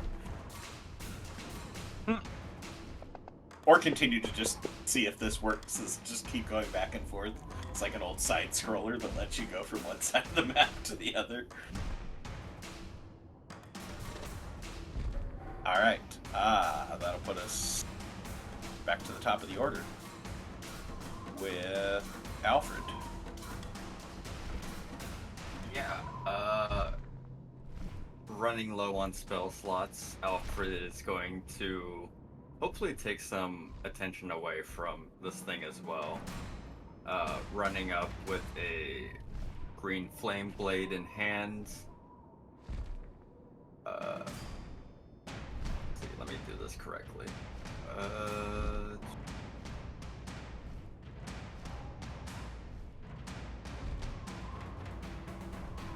Yes, there we go. One, and then one short sword.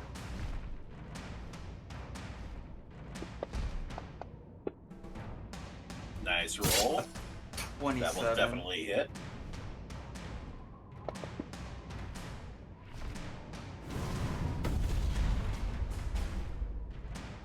Excellent, excellent. With that, he's doesn't really have a bonus action, so that'll be it for Alfred. Just taking a slash at this thing's heels, basically, as it's got its attention focused on Tamerlane. You cut into it pretty good, cleaving through the skin, going up the calves, getting a little bit of tail in the process as well, as you cut through a little bit of that rat tail. And this thing's starting to look very injured at this point. Atlan.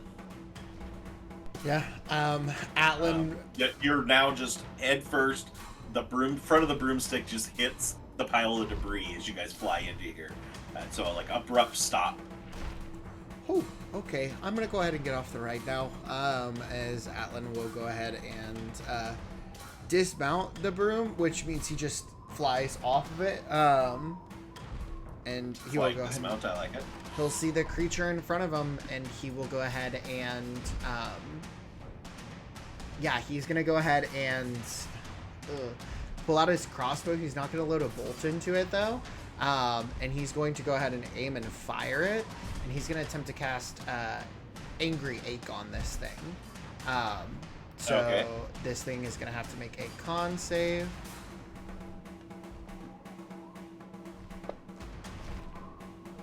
It's an 11 for a fail. Okay, cool. That means that this thing, where a bolt would have hit it, its leg just twists as its muscles start kind of like spasming, and it takes a -4 penalty to any of its attacks for the duration. Ooh. I don't know how to do that, help though. keep me on task with that I remember that. Sure, yeah. Just gave it a cramp. Yeah, I give it a Should've Charlie checked horse. first. Yeah. The Charlie Horse spell. That is awful. It is actually one of the most putrid spells I have. It's a war crime. Yeah, I could make you like start on fire and stuff like that, but man. Object Charlie Horse, interaction, we can all I'll relate. dangle That's a banana and just be like, do you need some potassium? Oh. But That sounds like vicious mockery. no, I don't have the action economy for that. Alright, Tamerlane, up close with this big ugly. Good quicken spell. He just can't do anything if he keeps getting put in melee. I can't believe you've left me to die again. I'm right here.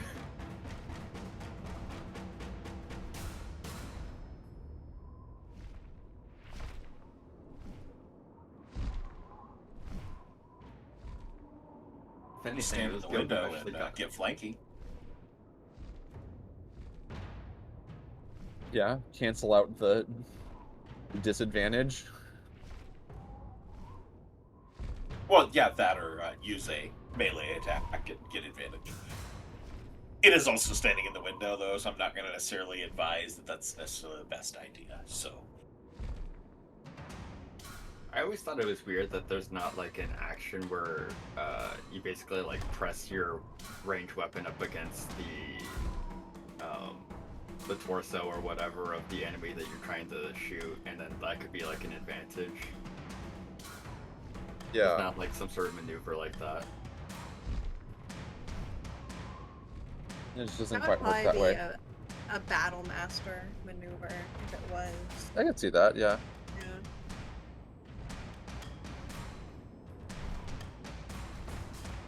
Yeah, I guess he's just gonna kind of rear up on his back legs and try to smack this thing with his hooves. and there you go. He's just a lot worse at it.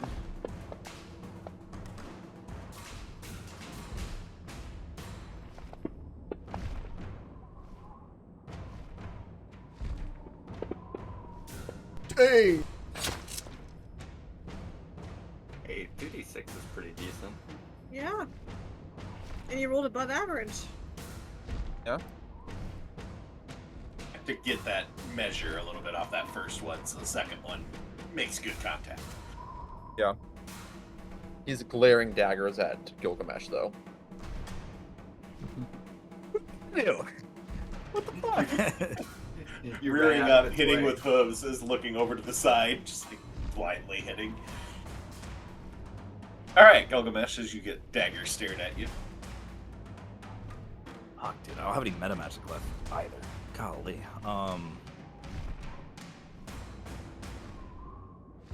Resource management's a bitch. Dude, I need an Excel spreadsheet, honestly. I need to have, like, types of save, resistances, action. Let me after session I'll show you my Monday characters. Yeah. I have all of her spells on a spreadsheet.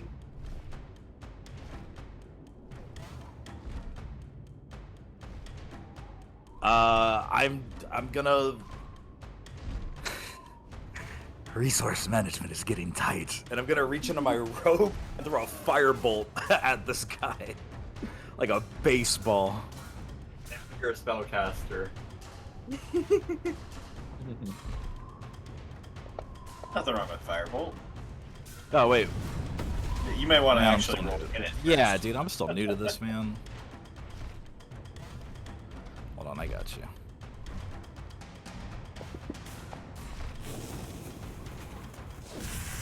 All right. Hit for 3.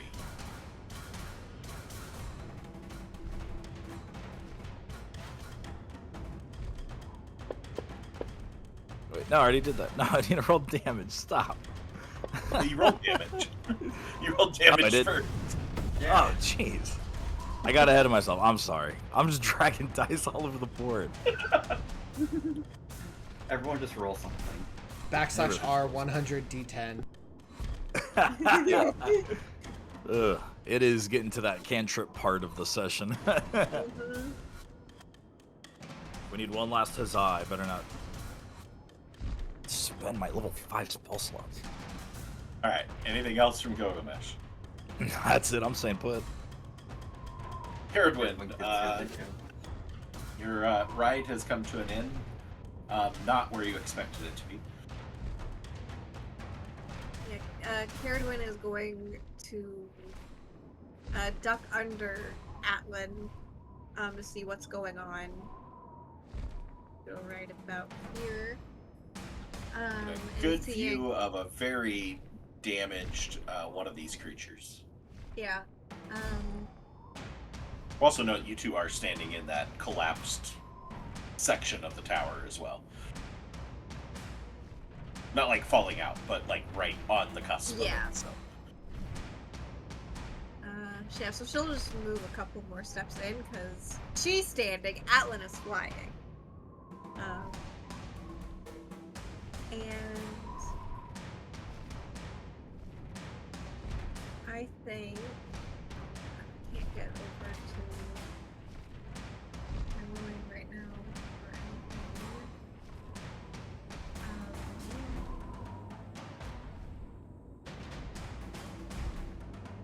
We're going to pass like right over where Tamerlane is.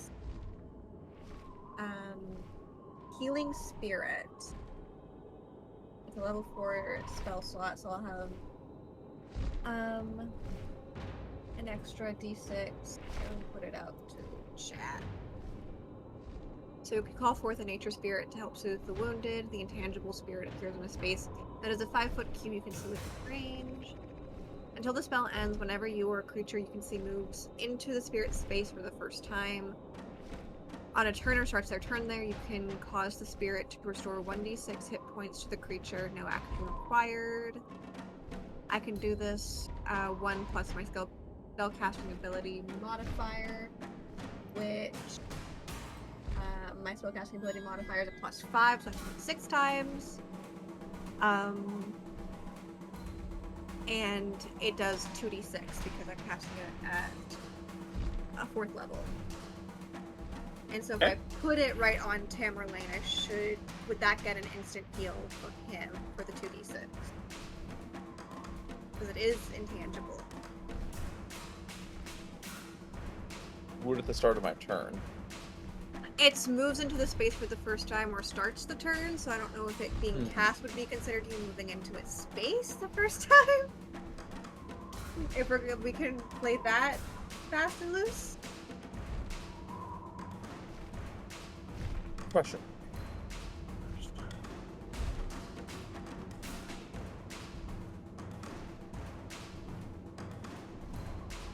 I'll allow it. Awesome. So, Chamberlain, as you are trying to figure out what next to do, you look down and you just see like this almost like floating bubble, and there is just this little otter that is looking up at you and gives you a little wave as you heal for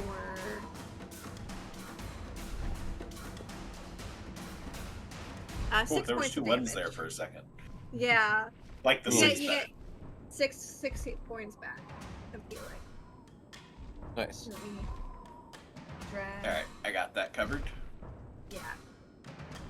And with that, let me drag you. Okay. concentration onto myself. With that, Kerdwin is just gonna go the last 5 foot up to it and hit it with her quarterstaff. With advantage. With advantage. That'll hit. Nice. Alright. Whack. I like the thwacks now. Yep. 5 points of damage. But...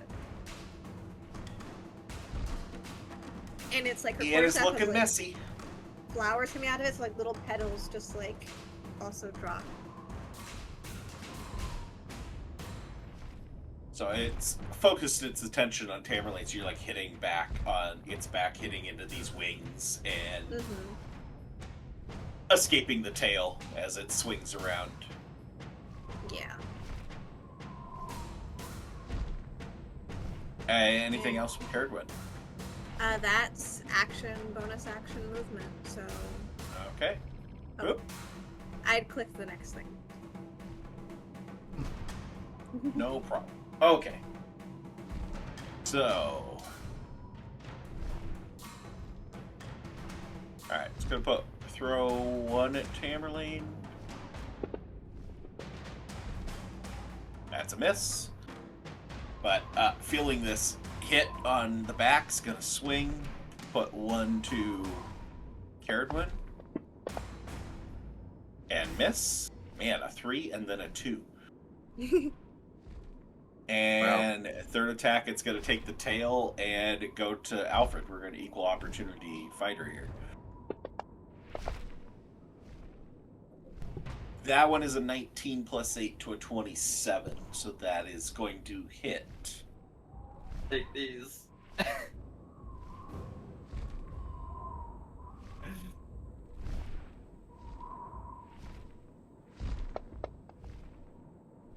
It is 25 points of damage reduced down to 17 because of your temporary HP. And I need a strength save. The creature. Strength save. The creature also gets to make a con save at the end of its turn to break the effects of my spell. Alright. A straight 19. Yes, thanks. And that was -4 on the attacks, right? Yes. Yes. Yeah. It wouldn't have helped. So Sorry. 21 would still hit. Yes. Yeah. Thank you. Yeah, and even if I shielded it, means it beats it. Yep. Okay. Strength save success. You do not get thrown 10 feet back. And that'll do it for its turn.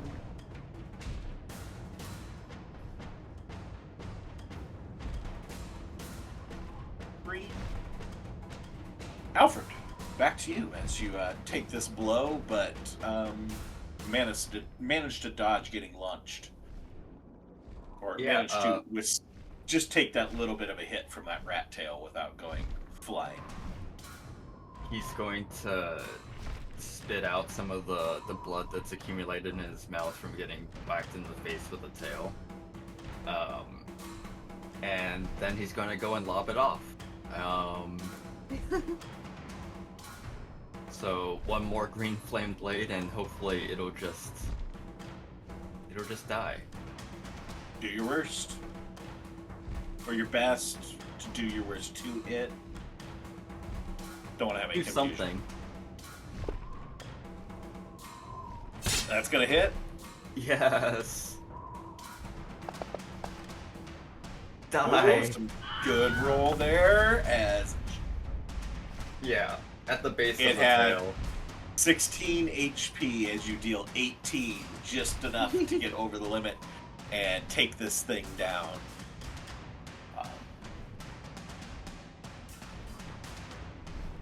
Yeah. As straight. you make contact, slaying this thing, striking it down as it collapses in front of Tamerlane, or in between Tamerlane and Kerdwin, into a crumpled mass on the ground. There is only a second of pause for everybody to catch a breath. Tamerlane and Kerdwin watching this creature fall before them. Atlan and Gilgamesh noticing that this creature has collapsed to the ground from a little bit more from afar before you feel the tower that you've been standing in taking relative refuge in groans and shifts and leaves all of you with a sense of impending danger as Gilgamesh and Alfred, I need dex saves. Ooh. I'm not too good at Dex. I hopefully am good at Dex. Nice. Nice. Those are pretty good saves for two that were not overly confident going into that. As you feel that little moment of spidey sense tingling that there's danger, something is shifting, something is wrong, and you just instinctively move towards your friends as the top of the tower behind you in this area completely just collapses in. Stonework falling, timbers, everything falling to the side, collapsing in. Part of the floor below it also then collapsing from the sheer weight of all the stonework falling down as that part of the tower starts to collapse and crumble away, back away. Gilgamesh, with your 19, you are teetering right on the edge, but you are not falling. You don't fall prone or anything like that, or hanging on. You are just standing right at the edge of the abyss as this whole portion of the tower collapses. And all of you are greeted by the return of the large wing beats of a being that has presumably been the source of this crumbling as it appears in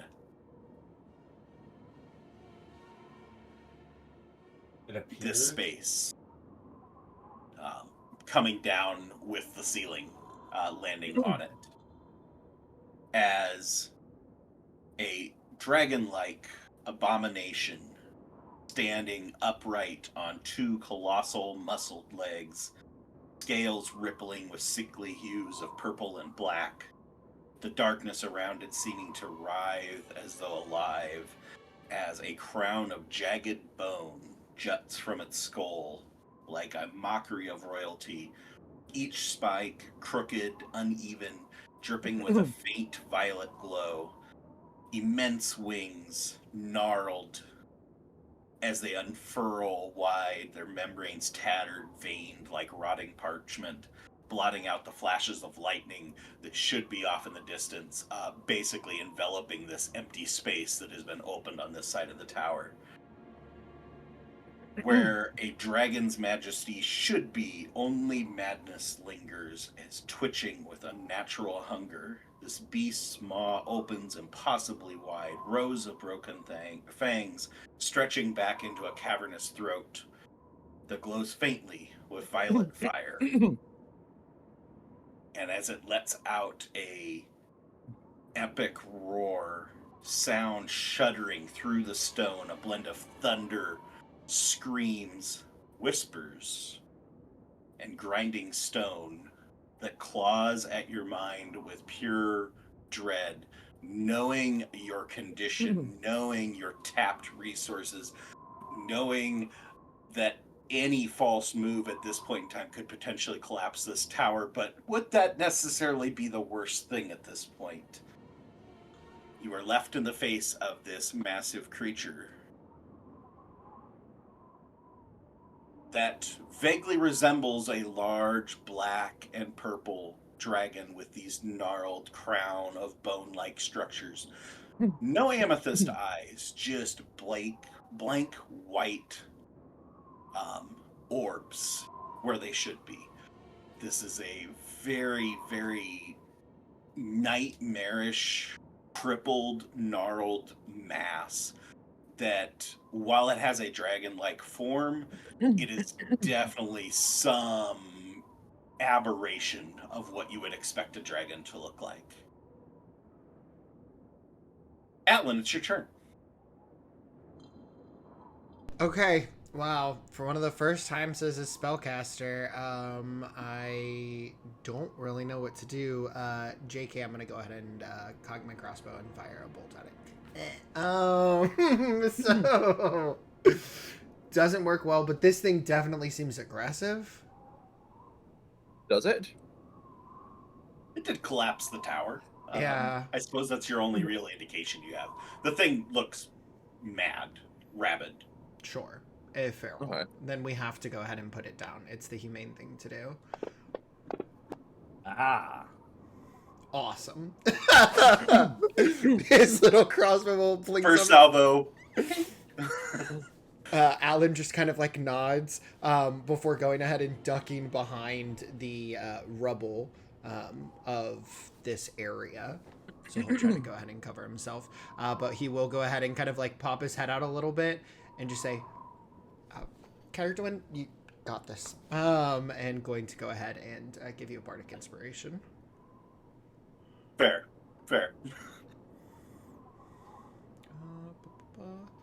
Boop. You hear a slightly high-pitched shriek in response. It's me turn. Tamerlane. And you do get the next 2d6 healing. Because it is the start of your turn. Ooh. Oh, yes. Nice. And That is. not great, but it helps. 4. You know, 51. I'm probably gonna alter my pathing a little bit then. Yeah, because only 15 feet to get back there. And anyone who walks in that space specifically will also get healing for the next 4 times you go in that space. You want to take the little paint tool there, Carridwen, and just draw a little X where that goes? Do we And have if you move access it, to we'll the paint erase it. tool anymore? I I don't feel like think it got we taken Drawing do. mode. Where is that? Should be a little paintbrush next to the ping. We don't I don't have. We don't yeah, have we don't that. have that one. we don't have that anymore. Oh. Okay, well, I'll paint it on there then. Oh, wow. It's about as good as my signature on a UPS delivery. Yeah, it's just a little otter, just like rotating in a little circle. Okay, so unfortunately that looks like the otter's chalk outline on the ground. I mean, I don't like to think that, but... it's a spiritual otter. Sorry, hijacking Tamerlane's turn. What do you got?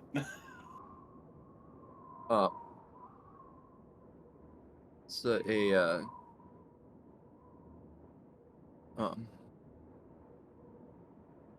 the bonus action. He casts Hunter's Mark. Okay. And that kind of arrow appears above its head amongst the crowny bone thorns.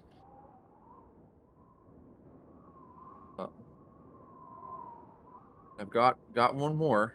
Got one more in me. He pulls out fletch that has kind of this emerald, not emerald, more like a algae green that's been rubbed throughout, and he is going to fire on this large creature.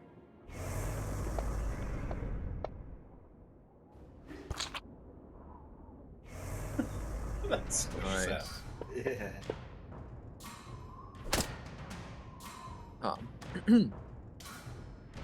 As this arrow thuds, this arrow passes by Alfred, a little tendril of that kind of green algae seaweed, falls off and attaches to him. As it plugs into the draconic horror's scales.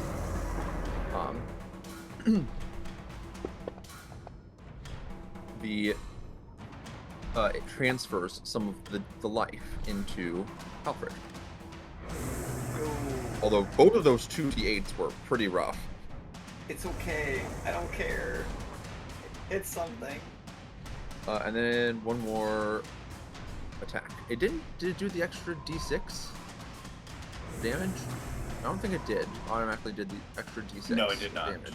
So roll that d6. Okay. Tack that on there.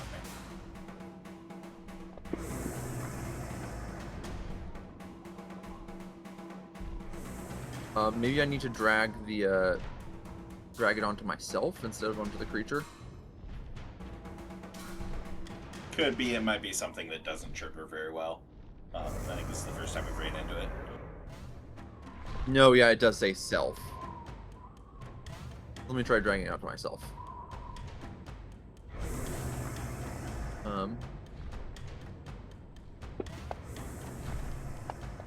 Well, we're not even. We might not even get to test it with that kind of roll.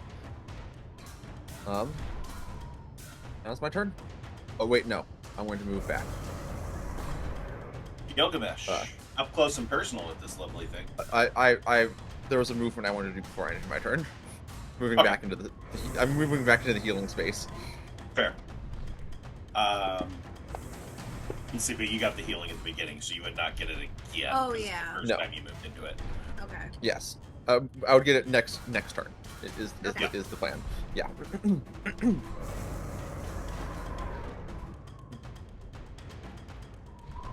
All right, Gilly. I want to reach into the depths of my mind. And as my action, I want to cast Message at this draconic horror and try to speak to it. Okay. Before we do that, I'm sorry. I needed to do something on Tamerlane's turn. That is fine. Was a triggered thing that was supposed to happen. It doesn't trigger automatically in here. It's like our hunter's mark. Lovely. Gives me a moment to reconsider if I really want to do this. Tamerlane, roll me a d6. Message. Alright, so Tamerlane, as you hit with that first arrow, the impact does good, your spell goes through, your fletch goes through, everything goes the way it expects it, but you are struck with just a massive headache for a split moment as you take 5 points of psychic damage.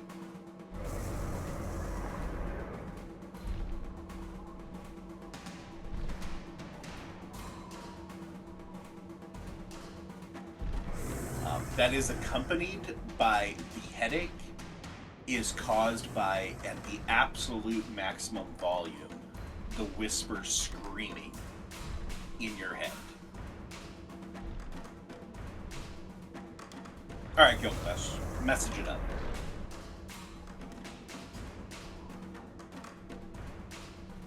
I want to say to it. Like, What was that? I was saying, Silver, could you repeat what you just said? Because my Discord cut out as soon as you said accompanied by. sorry. Okay. Basically, that as you make that impact, as everything goes through the way you expect it to, you're met with this immediate feedback of a racking headache caused by the whisper screaming at maximum volume in your head for a split second, causing you 5 points of psychic damage.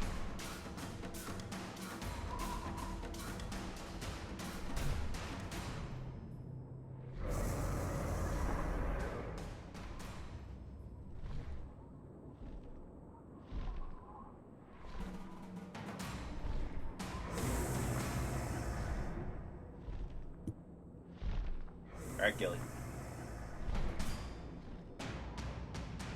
In draconic. Being beamed into its brain. What a beautiful creature you are. King of dreams. Surely we can work something out.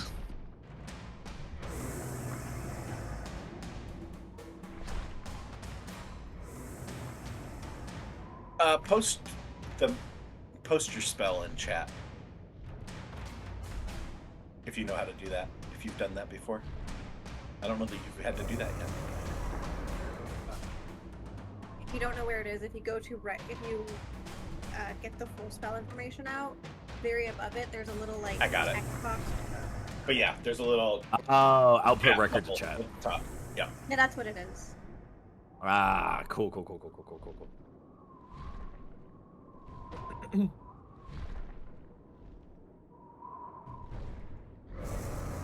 You get no response. Nope. Then. Whew. At least it's a cantrip. I'm assuming. I am hard assuming I am still with range.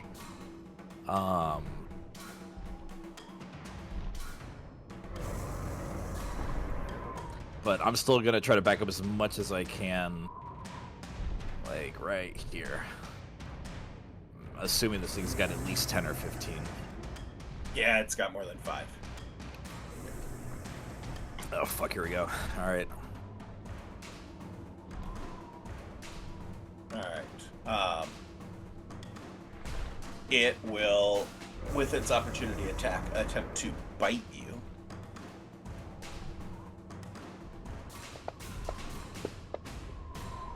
And miss.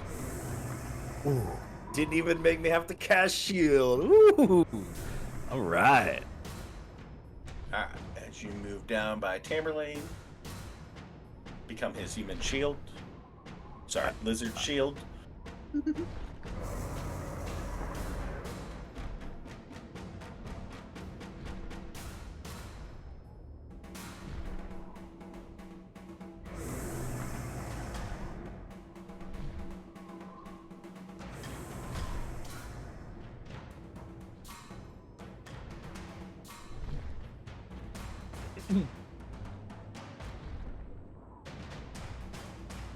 You got anything else, Gilly? No. Not for right now. Alright, Caradwin, you got this. You got Bardic Inspiration. You've been told this is your battle to win. Yes. So first things first, Caradwin is going to like mutter under her breath. Holy shit, in Celestial. And is going to use gonna use my bonus action to give myself back 3rd level spell slot. Nice. Because that's what level Revivify is, in case we need it. I have one use of it right now. But I figured I'd go ahead and do that. And she's going to, out of being in a direct line with Alfred, so a little bit back to where she was earlier. Okay. And is going to, let's see.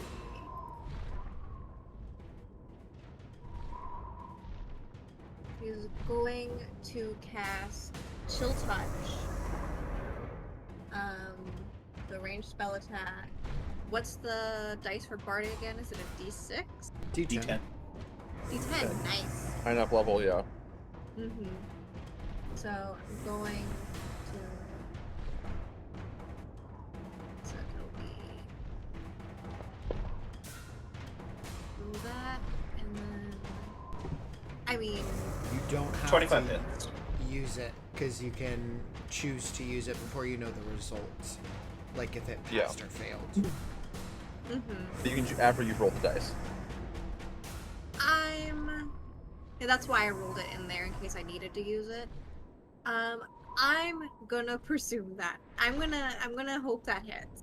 Because if that doesn't hit, we're in trouble. If that doesn't hit, I have a feeling you guys would not be very happy with me if I was giving you an AC above 25. I think that's a safe bet. Okay. Alright. Yes, it does hit. Sorry. Awesome. Cool. So it does this much damage, and the creature cannot regain hit points until the start of my next Necrotic's turn. awesome. Yeah, that was pretty good. And so, yeah, That's my turn.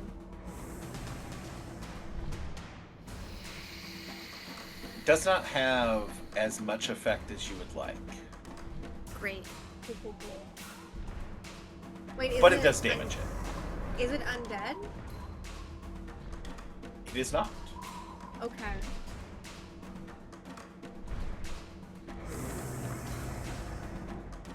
Do I also have to roll the same thing Tamerlane did? You do need to roll me a d6. Awesome. Oof, this is not time to roll high, folks. Just take 6 points of psychic damage as the whispers scream in your mind. Oh, that should have just hit my temp HP. Oh, yeah, sorry. No, you're good. I got it.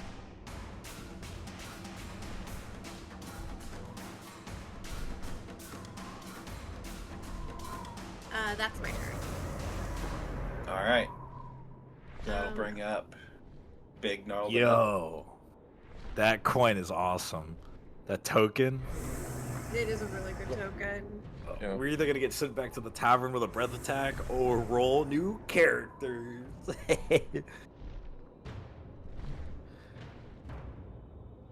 Alfred, you're at the center of this story, but unfortunately you're at the center of the room as well.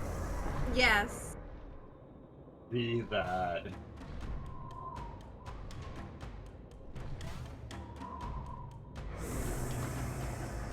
Oh shit, dude.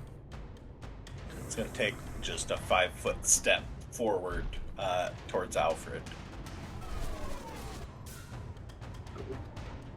And swing away.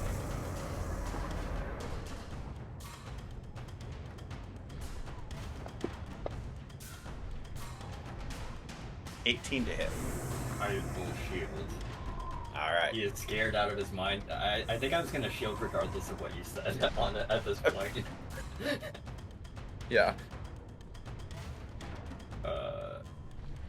See. Yes. Well, I have our shield spells left, basically.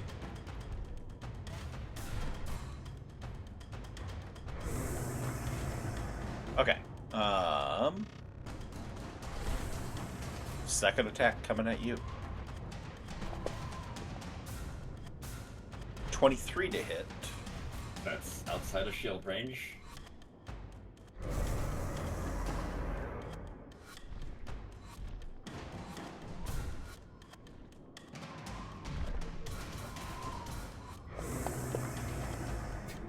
It's 18 points of slashing damage as it claws across you.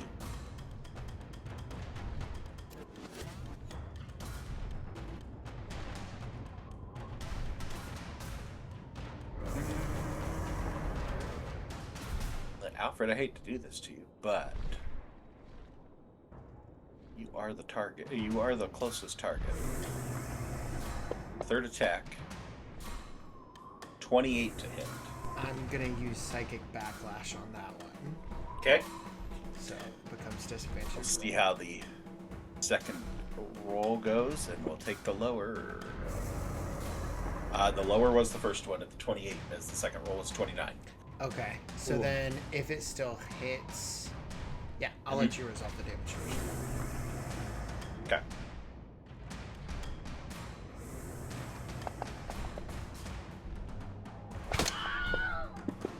This deals 30 damage. That was a holy crap. That was a high roll.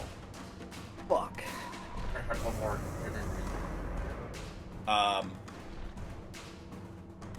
As Alfred is now hanging in this thing's mouth as it's holding it up and just kind of moving its head around with Alfred just hanging limp there. Okay, AJ, what you got for the psychic damage? Yeah, okay, so it Okay. has to make an intelligence save. It fails. Then it takes that. Nice.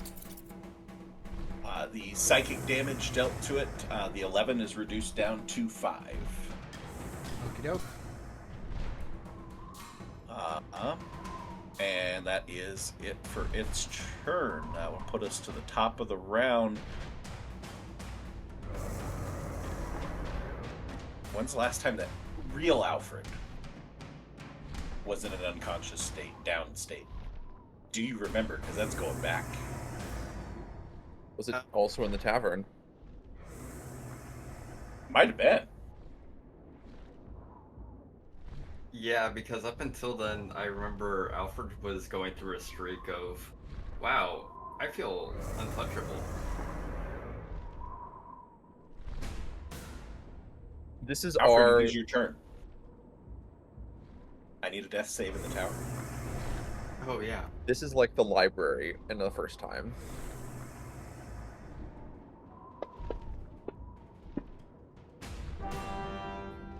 Oh, we get the music. Cool. If we can get him down, I can stabilize him. Or I can just heal him. We just got to pump 300 points of damage in it. You're in. No big deal. Yes. Atlan, seeing this thing just like chomping on Alfred, knows that he can't heal Alfred. So he's gonna look at Caradwin and say, okay, so when I said that you got this, like, I really need, you're gonna have to lead most of the charge on this. And he's gonna fly up to the dragon's mouth. You can get him down.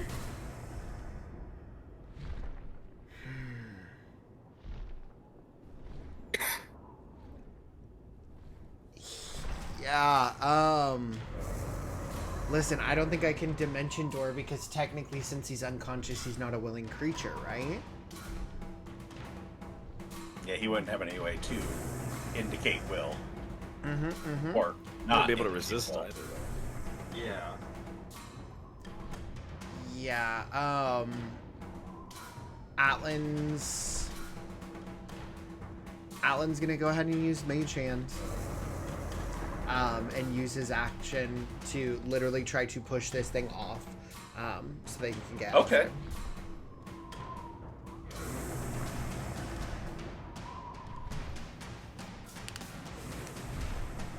Alfred. This is an odd one to ask for, but could you please put Mage Hand in the chat box? We have to go look up Absolutely. a cantrip, but And then export to chat. I have a solution if that won't work, but Mage Hand would be the one, even if it's just 10 pounds. What are you trying to do? it's trying to open the mouth. Oh. Let me look at this thing's stat block. If I it- would say that the force of its jaws is stronger than 10 pounds. Perfect. That's all you can carry. I would say you would not be able to push past that. He's gonna go ahead and alleviate that by using his object interaction to go ahead and get out the rod. The Okay, immovable rod that okay. he has.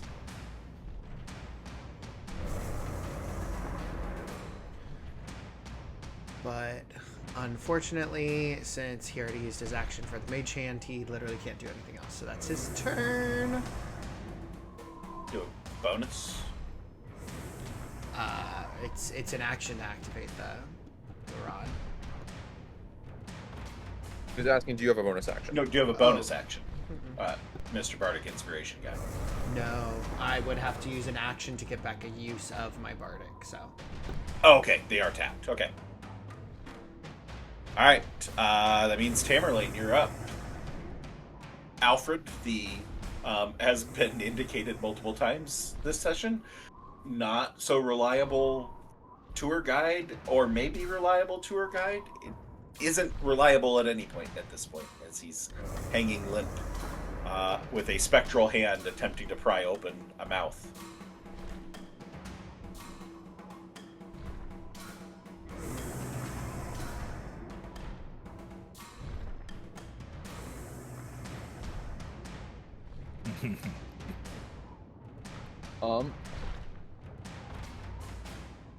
No, oh, no, that's I can't. You can't do that. That's gonna hit. Alfred.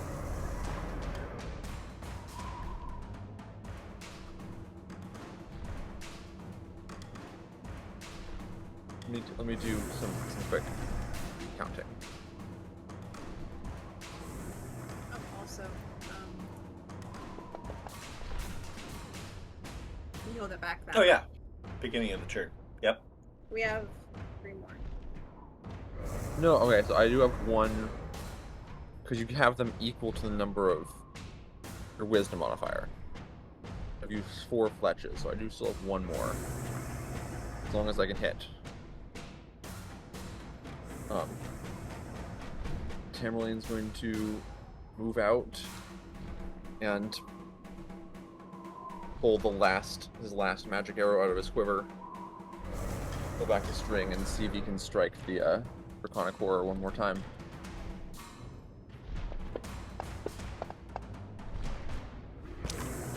$17 will hit.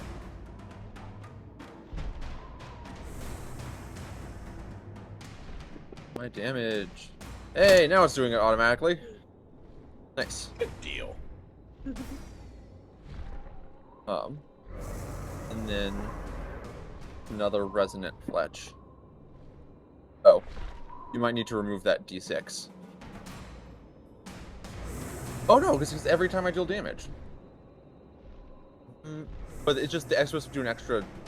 What does it actually say?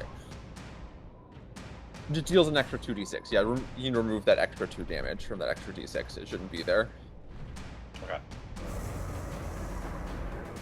And then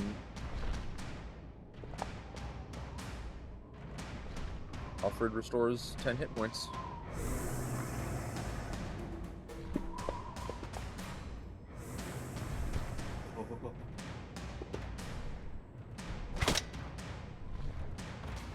More arrows thud into this thing's chest. And once again, this kind of strand of green healing energy extends up the neck from where the arrow is into Alfred's limp body.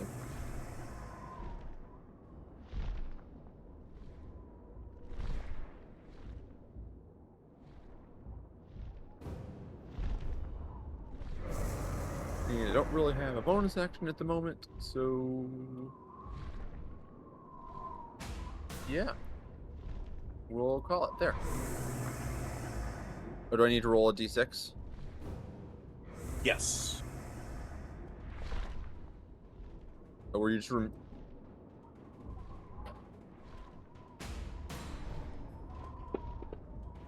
Oh, come on!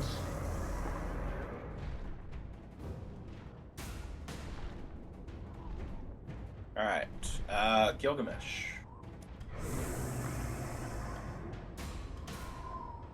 Seen as this monstrosity cannot be reasoned with shamefully. I want to, because this is all new to me. How do I upcast a spell? You just have to add the extra. When you're rolling your damage, just left click the dice. That Gotcha. make sure you mark off the correct spell slot because it's going to take Yeah. away the lower one. Oh, it takes the lower one. It's by But- default. no, going we're saying to be the spell you. It's going by Oh, default cast. going to, so make sure you So actually you hit need to the go and mark Okay. the larger one. higher Yeah. one. Gotcha. Then I want to cast a lightning bolt at 5th level at this thing. Okay.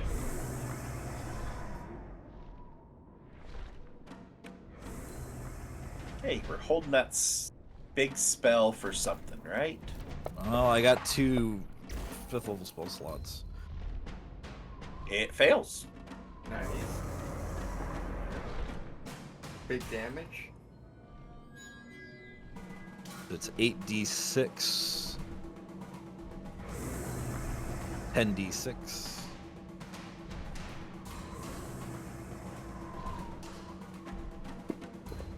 Big damage, big damage. It's a lot of ones. It is too many It is ones. an unfortunate enough amount of 1s and 2s. Fuck, yeah. It's technically over half. Alright, deleted prone off of Alfred. You should still be prone.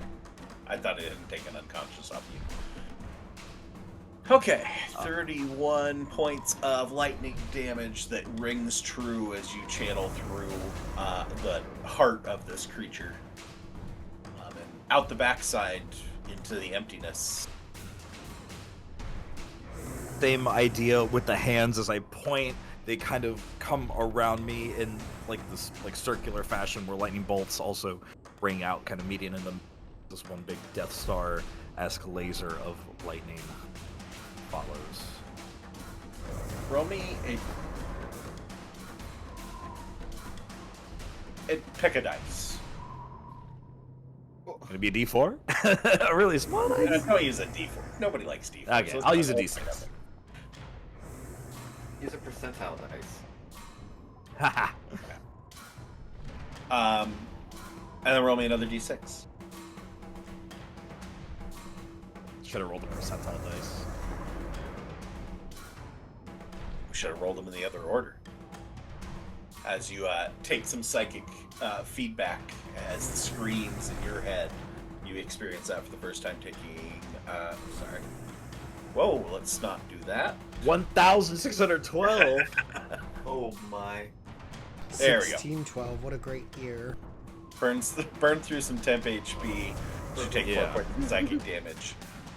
Your one was not good enough to get anything cool. So, sorry. Much okay. Well, damn. How does the dragon look at this point, or is it? Lightly injured. Fairly injured. Not extremely at this point, but it's pretty beat up. Okay, my turn. It looks better than Tamerlane and Alfred, but it's in Kerwin territory. Which, that being said, I am, as casting this lightning bolt spell, I do have one arm out blocking my horse friend, kind of using myself as a meat shield for him against better judgments. That'll be my turn.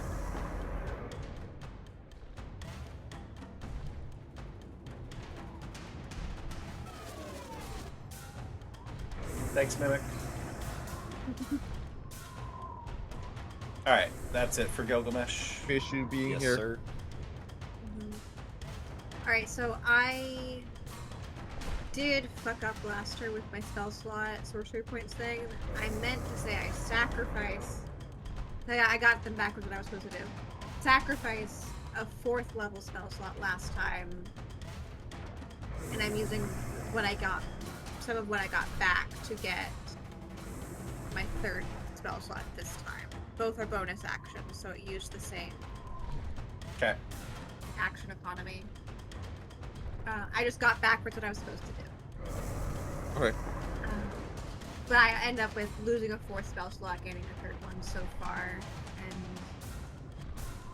yes. Okay, so with that in mind, I'm going to try Phantasmal Assault. So that's Charisma saving throw. This will do full damage. Charisma save. Always a fail.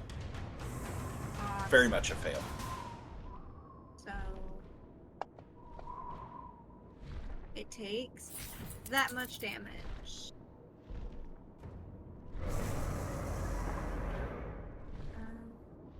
And Alright, the 11 damage is reduced, but it does still take damage. okay. And I'm gonna just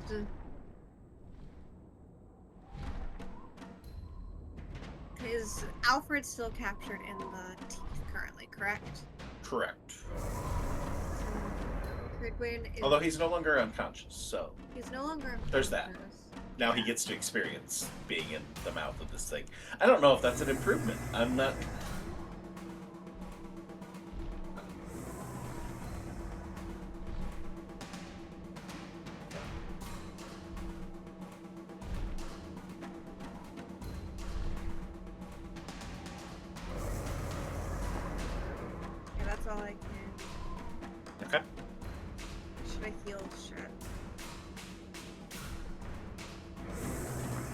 All right, back to the draconic horror.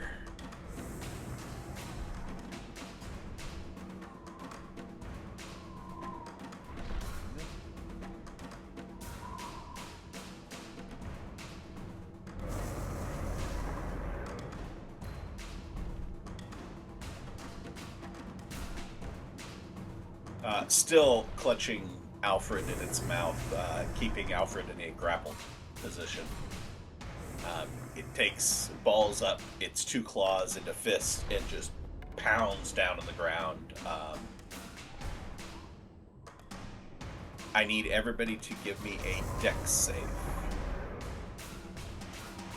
Unless you are if you are on the ground. I don't know where we left Atlan as to being right up in front or hovering above on the ground. He's at the maw of this thing because he was trying to get out Alfred. I figured, but I wanted to check, so. Can I add the Bardic to... Yeah, you can use it on a save. Yeah. Mm-hmm. Yeah. Yeah. Wanted to make sure... Ability check, attack roll, or saving throw. Okay, 10, 11, 12. So mine's a 12 total. Okay, Tamerlane succeeds. Keeping your footing as the entire tower shakes, and this whole floor collapses down on the next floor as we drop. Elevator going down. We are down another floor. Tamerlane, 4 legs are better than 2. You keep your footing while everybody else hits the deck. And takes... other than Atlan. Atlan, you're actually left behind, floating up above a little bit. And Alfred, you're safe, because, you're not on the ground. You're just being brought down with you. So, that is Caradwin and Gilgamesh, then? Is that right? Mm-hmm. Just be those. Yep. Okay.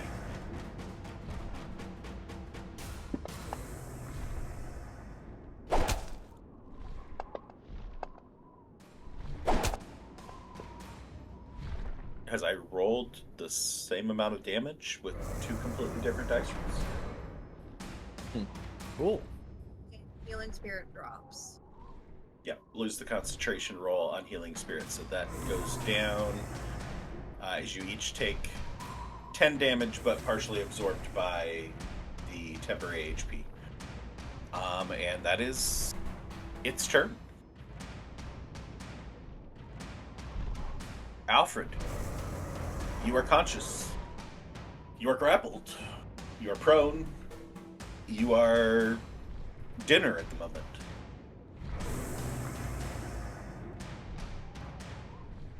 To which I believe Alfred would reach deep within himself and seek out any sort of solace that he could find that he knows.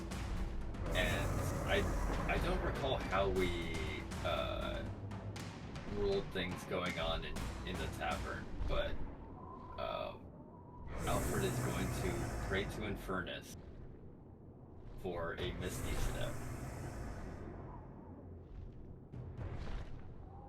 Okay, well, you're praying to Infernus for a Misty Step.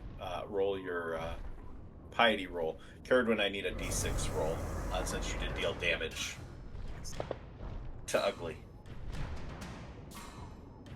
No. She just really like taking that damage. I guess I do. I need something. Please, I don't want to die.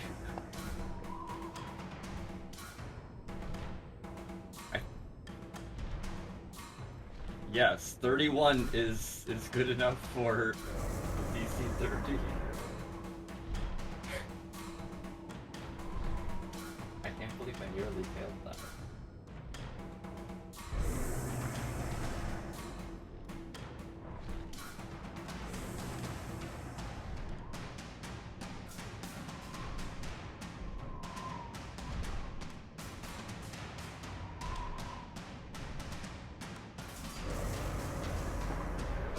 Nothing happens.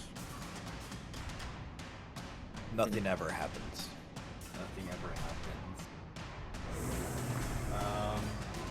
That's action. So bonus action, he is going to walk while in the mouth of this thing, reach over and activate his protector drone and grab a few temporary HP.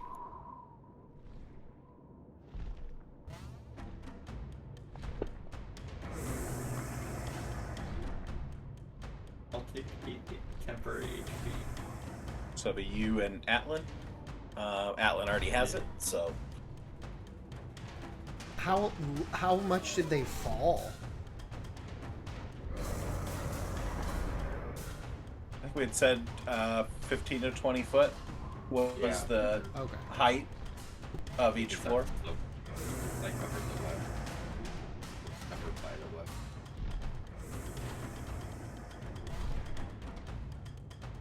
Anything else from Alfred? I don't think there's anything else Alfred can do, so no. All right, Atlan. Yeah. Seeing that Alfred is there, he is going to go ahead and clench the immovable rod before going ahead and flying down and putting out a hand to Alfred before making the split decision just to go ahead and reach out and touch him. Yeah, I'll go ahead and say, do you mind if I go ahead and get you out of here? This doesn't seem like the most fun. Please don't ask, just do it. Perfect. And he will go ahead and cast, Dimension Door. So he will go ahead and... Is there a different floor plan on the floor below? Is there more that's collapsed in certain areas or things like that? Or can we reasonably follow this map? Pretty much you're on the same map. Everything is just covered in rubble because you have floor upon floor now stacking Okay. on each floor. He is going to, since he can move with precision, shift so that he and Alfred are, like, behind Caradwyn. So Alfred ends up being on her right, and Atlan is to the south of her.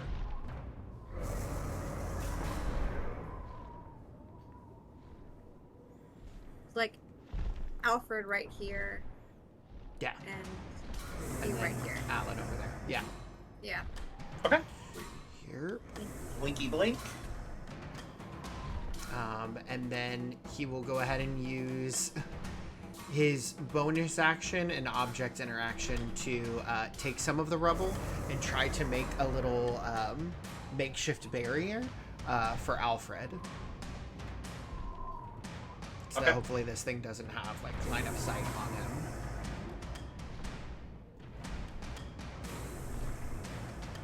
But that'll be me turn. Nothing to do for me bonus action. Tamerlane.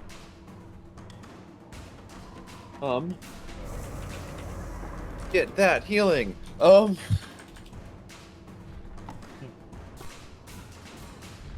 Didn't it drop? Yeah, it dropped. It dropped. Okay. Yeah, she Yeah. lost concentration Okay. on it. Okay, never mind. I didn't realize that. Do.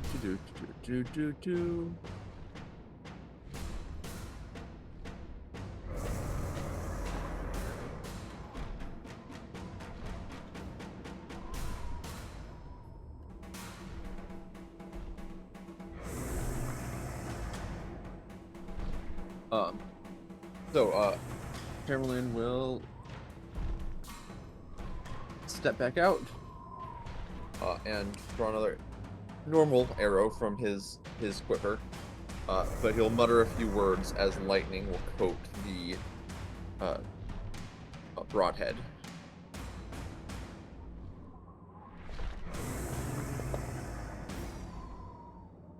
He will cast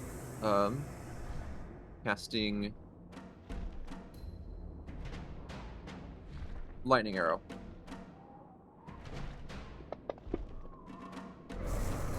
So I can drag the deck save over this thing.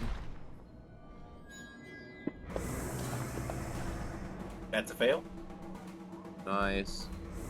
So it takes the full... you're gonna have to remove those d6s again. remove that 7 damage. Was supposed to be 68. So it does 4d8 automatically, and then for the deck save for the things itself and the things around it for the extra 2d8. Okay.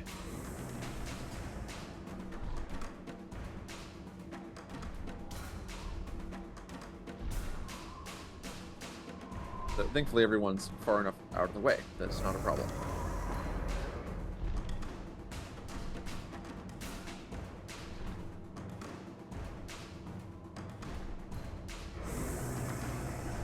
Sorry, That's I'm my having last to third back level figure spell. all these things. Okay, 8. One extra. So it should just take off that extra 7 damage. That shouldn't be there.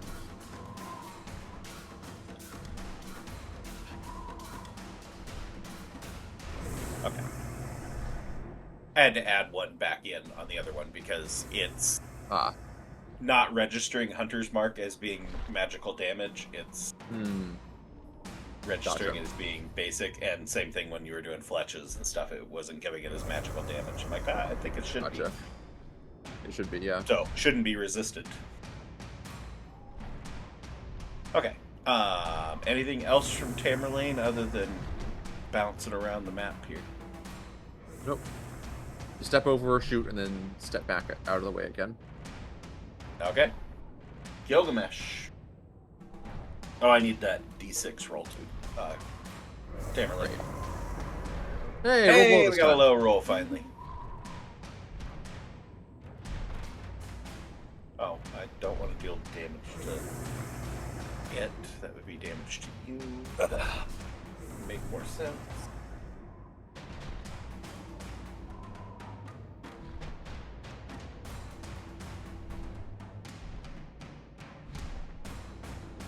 I'm gonna move right here. Does this provoke opportunity attack? With it being, I'm technically 10 feet away from him. Or no? Yeah. Well, actually, if that's the case, then I won't, because I would be smart enough to know that from last time. So I will go and again cast Lightning Bolt at 3rd level at regular speed this time.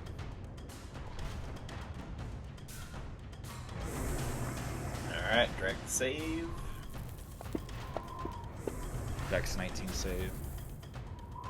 Fail. You're fucking dead, bud. Oh, please only have one or less. Ooh, there's some good 6s in there. It was. I didn't need to upcast it. Damn. That's basically equal damage to it being upcasted to 5th level. Yeah. I didn't have to upcast it at all. Good 6s in there. Yeah. It is still standing though. Is it looking hurt? Is it like Oh, rotting? it Is is the flesh falling horribly off? damaged at this point. The holes, the ratty, torn parchment wings are even more exposed. Pieces of it are like scales are kind of ripped apart, ripped open in places, exposing flesh. It is horribly damaged. That'll be my turn. Roll me a I'm gonna stay d6. put. Oh fuck yeah. Woo. Nice. Alright. Then Caradwin. Alright, before I do You what I got need something to- magical? I do have something magical, but I have a question first. So, meta magic twin spell. Mhm. I'm wanting to meta magic cure wounds, but I have to upcast it, and it is eligible because it says can target only one creature, and doesn't have a range of self, which it targets only one creature, Alfred, and it has a range of 5 feet, Mhm. or touch. Touch, yeah. And the reason I'm asking is you can spend a number of sorcery points equal to the spell's level to target a second creature in range with the same spell. The thing is, since I'm upcasting it, do I follow its upcasted level or do I follow its base Yes, level? so it would be the upcast level is what you would have to Okay. spend. Alright, so Alfred, you're getting a 5th level Cure Wounds. Congratulations. Oh! Because it's either that or Oh. first level, and that's not going to help you at all. Jesus, you brought the ambulance. So, 2, 3, 5. Or I guess more Congratulations. akin You to feel like that a giant EpiPen. Because it's like I said, it was either that or first level, because that's outside of my 1/3 level spell slot right now. That's all I've got. Thank you. Alfred, you're now on par with Tamerlane and Carolyn in the really hurt but not near dying anymore. Actually, because of what I just said, I'm going to sacrifice one of my first level spell slots to get back 2 more sorcery points. So then I can get back another 3rd one. Just in case. So I don't think I'll need it. Anything And else then- from Carolyn? That's my turn. Okay. Okay, I'll bring up Ugly.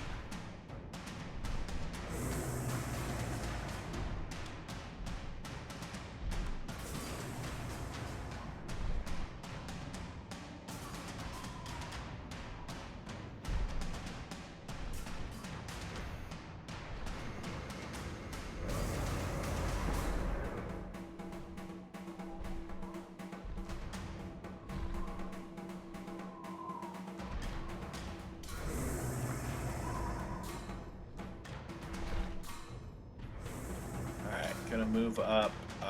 First attack going at Gilgy over here.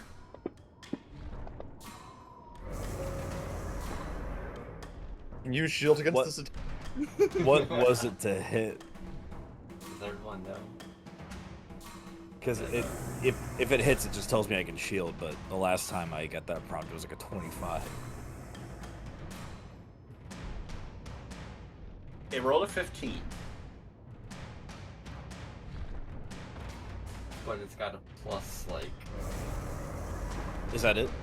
I feel like there's a butt in that voice coming. The dice roll was a 15. That would be what you see. Do you want to So- shield against that 15?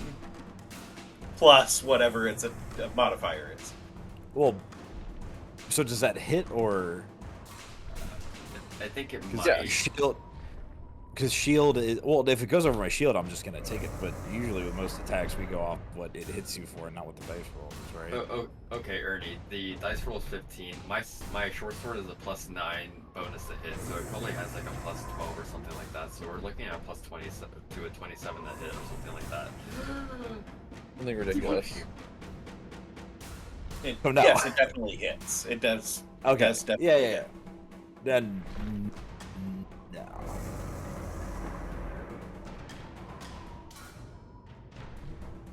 I got 1 level, 1 spell slot left, so I'm not gonna waste it on an attack that just bites through my ass. It's gonna hurt. 25 points of slashing damage. Woo! 18 to 44 damage taken. Alright. Second attack is going to be on Alfred with the other hand. Oh, disregard that. It's saying you're still prone. I'm assuming you're not prone after the dimension door. No. I hope that I was dimensioned into a state of not being on face floor on the ground. Atlan gyroscopes all the time, so he actually has a perfect Z-axis whenever he casts Dimension Door. That actually makes sense. You have such a... Alright, that hit. Rolling that same 15 that went on the first attack. Can I Psychic Backlash that one? Yeah. Okay, I don't have any 2nd level spell slots, so this one's gonna have to be 3rd.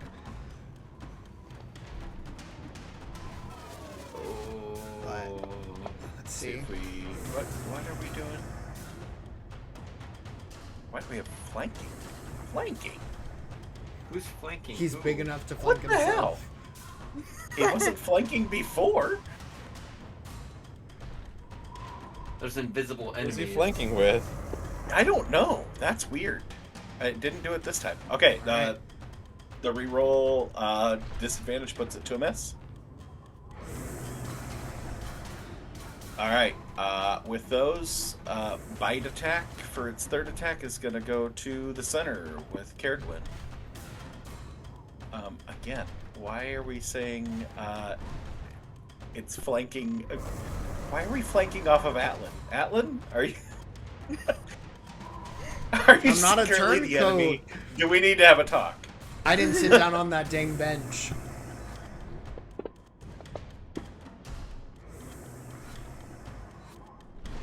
Alright, that's a rolled a 9 to hit. Do you have anything to respond? I guess that goes for anybody. There are 2 inspos floating I'll around use my too, inspiration to make it a reroll. Yeah. So. Okay. Thank you. I'm pretty sure it'll roll better this time. Oh! It was so close. It was a 2 that rolled back over to an 18. Cool. You hate to see it. It's no worse. It doesn't actually make it any worse. It's still it didn't make it a 20, so Yeah. that's still gonna hit. Curdwin, as you get picked up in the jaws of this thing, as it crunches down on you for 27 piercing damage. Not enough to knock you out like Alfred, though. Yep. You are still conscious and grappled. Okay. This keeps happening to me. Quick, throw your leeches. That's its 3 attacks, so we're back to the top of the order with Alfred. Somebody else is the snack now, so there's that. Yay for me. This thing is really, really bad shape. Revenge? Unfortunately, yeah, all I have is a green flame blade for it, but Tried and true. tried and true. Took out the last enemy.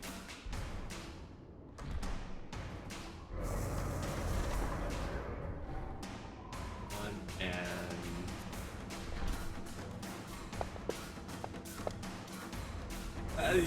Oh! that's a funny time. Oh.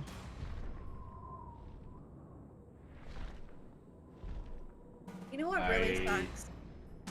I have so many points I could use if I were not a player. I could help you re-roll this, and I can't. Yeah, no. Yeah? Oh, We have some I feel the same way, yeah.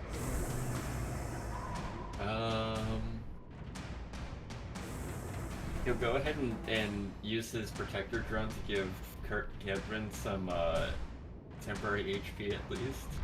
Okay, what do we got? Maybe give yourself some extra. Okay, maybe not Five. extra, but we'll do No. the 5. Hey, better than nothing. It is. That overrides. Oh, Atlan, I'll move you back where you belong. You can go back to flanking. Alright, that'll be my turn. Alright. Atlan, Okay. what's up your sleeve? Man, we were here last time, and Atlan opted to go ahead and heal, but this time, if he's looking really bad, yeah, Atlan is going to look down at Caradwin and say, okay, I know you're looking really bad off, but we should be fine after this one. You'll have yourself about a minute. And as he says that, there's going to be a spectral flame that pops up over Caradwin's head before it gets larger and larger, and he's going to cast Lesser Chain Fire on this thing. So that it'll hopefully make it forget about her. So first thing that I have to do is I have to go ahead and do a ranged attack roll. And that's going to miss. But regardless of if it hits or misses, each creature of your choice in a 10-foot radius, so it needs to go ahead and make a wisdom save now, which this is the part that hopefully does damage.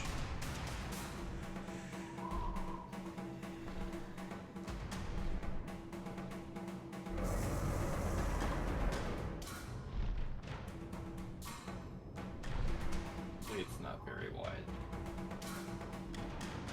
Hopefully it's Alfred wise. Nope. Success. Okay. It's Kiesel wise.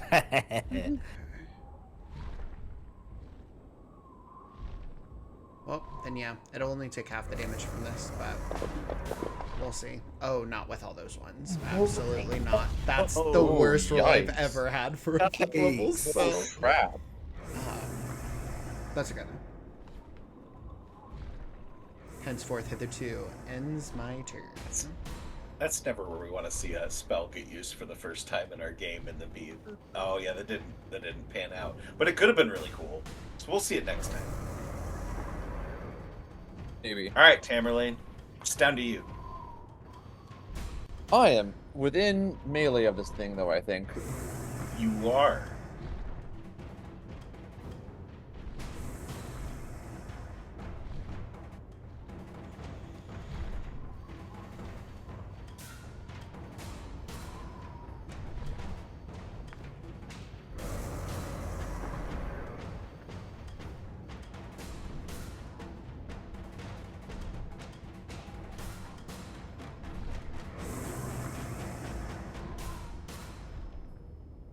I think I'm just going to have to risk the attack.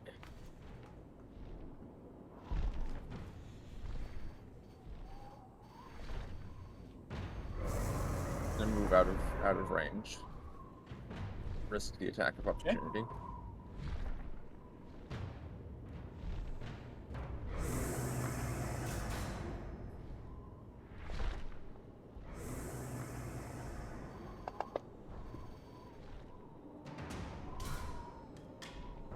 16. I figured.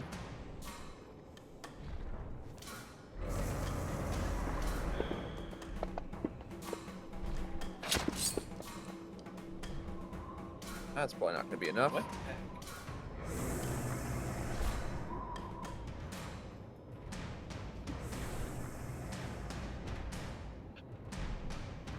Yeah, our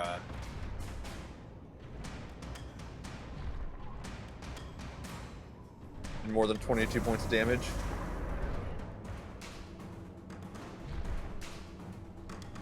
okay. I had to take away points because it's apparently getting your. Oh, it's the been getting an extra hunter's mark is D6 this flying whole on top. time? No, just that's the only time it's hit you. Oh, Since okay. that went through, but I did throw an extra D6 on there that rolled as a 6, so I put that back on, so you're okay there. So would that bring me lower than 22 points of damage for the concentration? So half of the damage. Would be Yeah. So it's You'd still be up? success on that, so it would still be up. Nice. Saved. That's huge. It might actually be the difference. It might be. I'm gonna drag the effects back onto myself now. Okay. We're down to normal arrows, but maybe normal arrows will do it. That'll hit. Oh, it's not doing the automatic D6 anymore. That's actually not the worst thing. So, because then it makes it Okay. easier for me on the resistance stuff. So, give me the D6. Okay. Okay.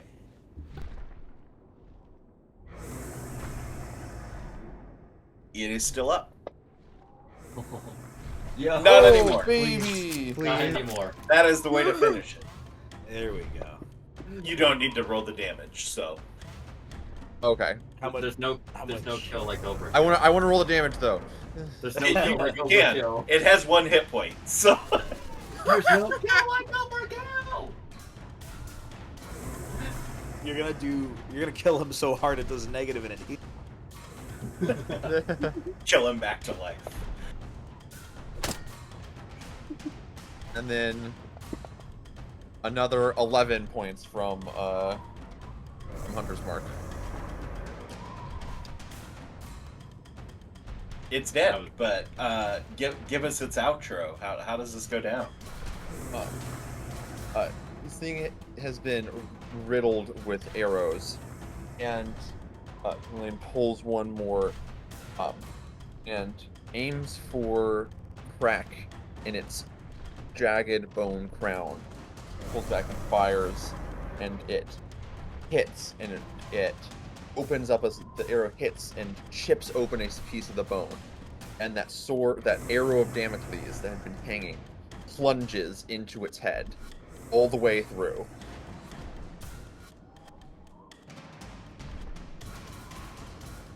As the draconic horror lets out one final roar as this magical arrow combined with the usual arrow rips through it. Its limbs convulse, seize, contort as cracks of violet light race across its shadowy body as if it's coming apart from inside.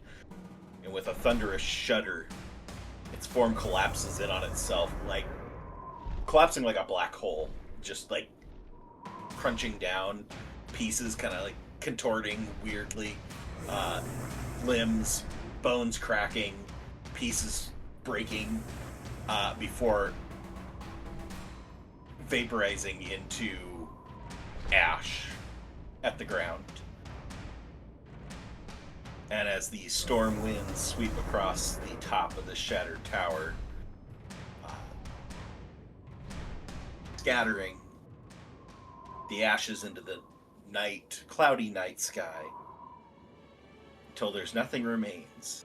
Well, nothing but a faintly glowing iron key,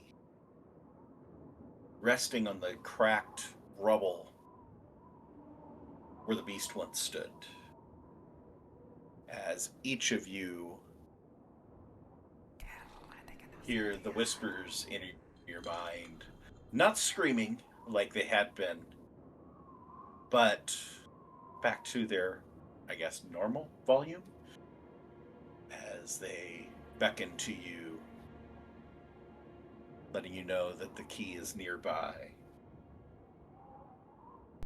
Alan's gonna fly right underneath Caradwin to try to catch her, or at least cushion her fall if she's falling from a height from this thing's mouth.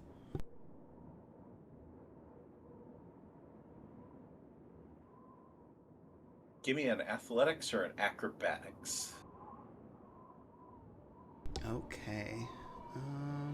Sure you want to do that? Cridwin's like, Yeah, 5, absolutely. Way heavier. Whoa! As you fly under, as it gives out that last roar of defiance, before it starts contorting, it drops its jaw open to make that roar, letting Caradwin roll out before everything starts collapsing on itself. And landing below, Atlan, you soften her fall to the point that there is no sort of fall damage, but you are underneath her entirely as your small creature. Caradwin's not a large medium humanoid, but she is still bigger than you as she crushes you underneath a little bit. It's okay. But with a 24, you manage to not take any damage from it as you avoid the brunt of it. Yeah, Atlan's gonna go ahead and use cushioning the blow as a medium to go ahead and cast a 4th level Cure Wounds as well. thank you.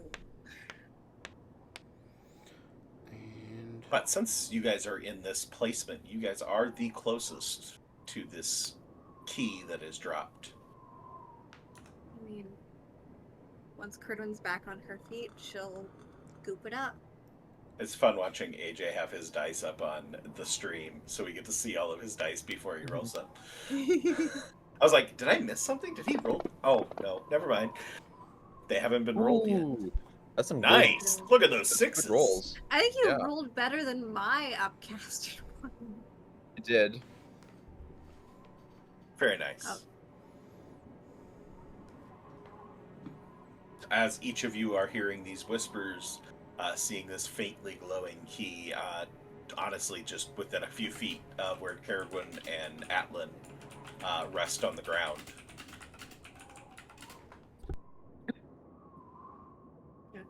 Like I said, when Caragwin's back on her feet, she'll goop it up and see what it is.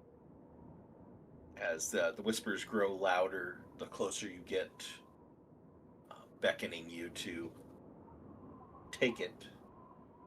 You observe this iron key that is simple and similar in shape to the other ones that you have found, but a little different than the others. As you take this key up, you notice that there's what looks like a black residue on this key that at first you just pass off as being, oh, this thing just turned to ash. This is some sort of ashen residue. But as you take it into your hands, Caragwin, it is sticky, black, tacky, like dried blood, but black. As you collect, maybe I should find a key here.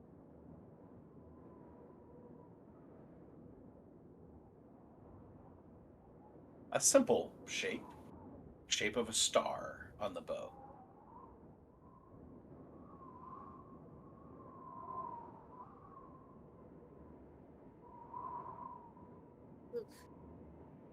Well, another key. She'll wave it and she'll kind of like try to brush some of the sticky residue off of it. Despite every effort you make to clean it, it remains covered in this sticky residue, black residue.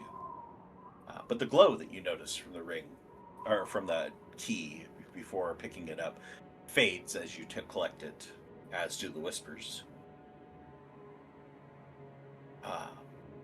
As you are working to try and get this residue off, just over top of the key held in front of you, you see as the debris and the cracked stones beneath where this creature lay begin to glow with an eerie white light. Glow spreading outward in jagged lines, filling the gaps in the pieces of broken debris until it forms a perfect square at your feet. Approximately 10 feet by 10 feet. Radiance pulsing a little brighter, and then a little brighter still until you have to shield your eyes, any that are close to it. Suddenly, the bright light dies away. What remains is a gaping black void in the shape of a trapdoor. A hole that swallows light itself and leads into nothingness. As the wind howls across the broken tower, you all feel that now familiar unsteadiness as this tower begins to collapse on itself further, giving a sense of urgency to the pit that lies in front of you. Oh yeah, with no hesitation, Caragwin's gonna grab Atlan's arm and just jump through the trapdoor with him in tow. Atlan will go ahead and just take the time to rap on the door like 3 times as we're descending. But he will join. She pauses just long enough for him to do that. Oh, okay. Appreciate it. Yeah. Alfred collects himself and scrambles through while yelling, "I told you there'd be a door!"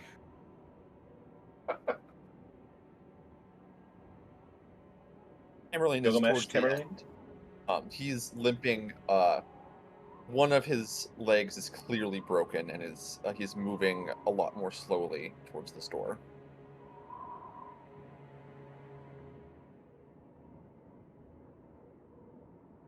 Gilgamesh.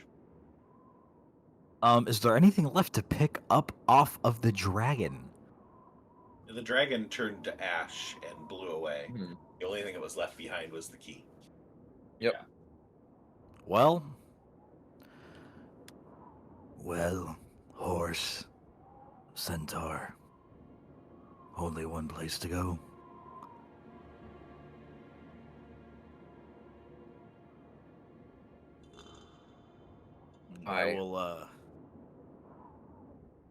I will like pencil dive. I'll just into the trap.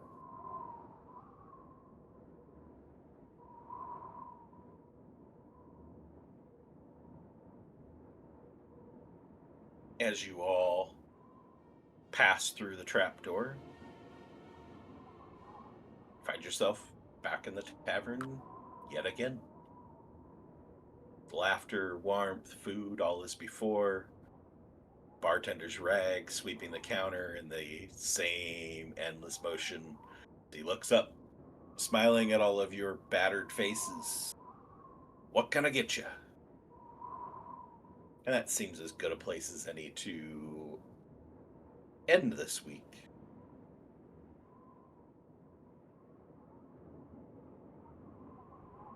Do we want to roll to see if we remember Roll. anything? Or... It's up to you. If you guys would like to do that and get that out of the way, we can definitely do that. What is the roll? Wisdom So save. it was wisdom save. What else would it be, my friend? Woo! Look at that. 19 started out of the gate. 15. Oh, yeah, we dropped off a little bit there, but... Oh, we dropped off a lot bit there. Oh, come on! Does my 13 skirt the DC? This one's actually kind of important. Let's talk about the library. Which... Alfred, you can't roll any lower than that, so we won't worry about the fact that you should have had disadvantage. I don't know why it didn't give you disadvantage. Same with Tamerlane me, I should have guess. disadvantage, Because but again, you guys can't roll lower than a 1, so we'll take that. I had from eating the food, that's right. Atlan was This is gonna be fortunate really enough fun to get because, the council. Tamerlane's gonna just keep eating the food every time and keep forgetting every single room. This is gonna be really fun for him. Okay, so... People learn nothing. Caradwin and Atlan, you have full memories of what happened in there. The other 3 do not.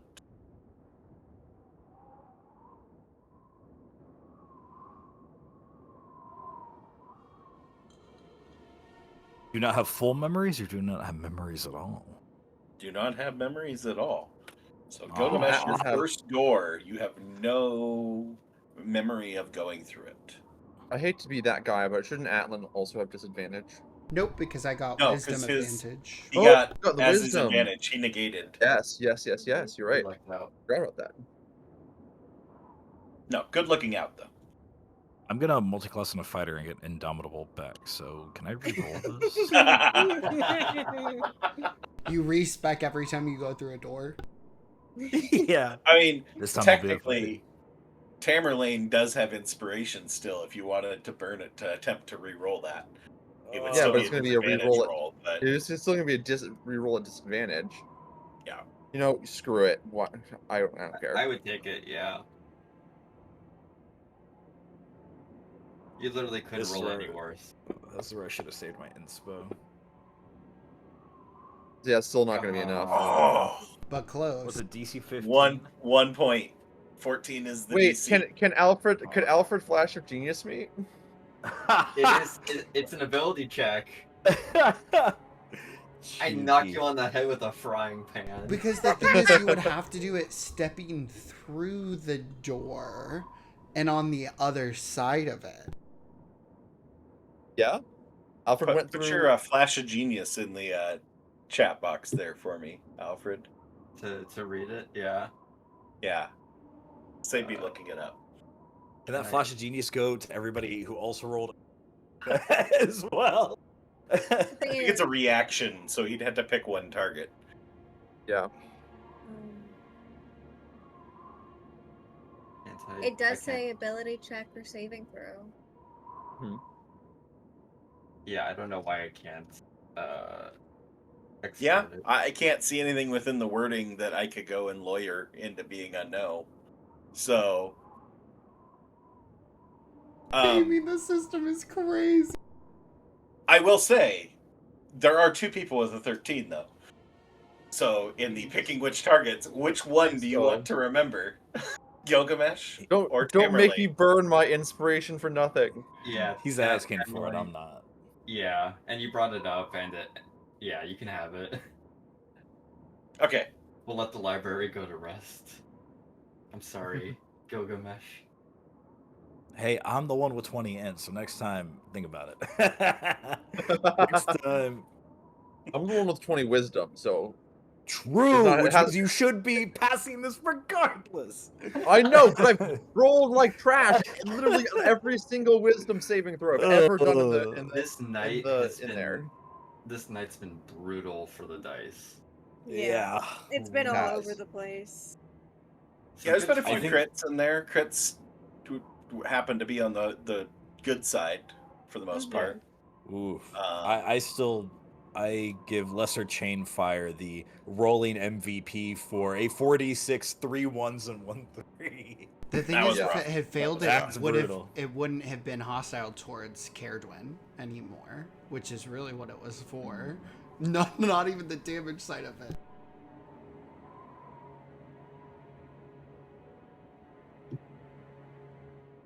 What I love is that the flash of genius is being used by the guy who doesn't know what just happened.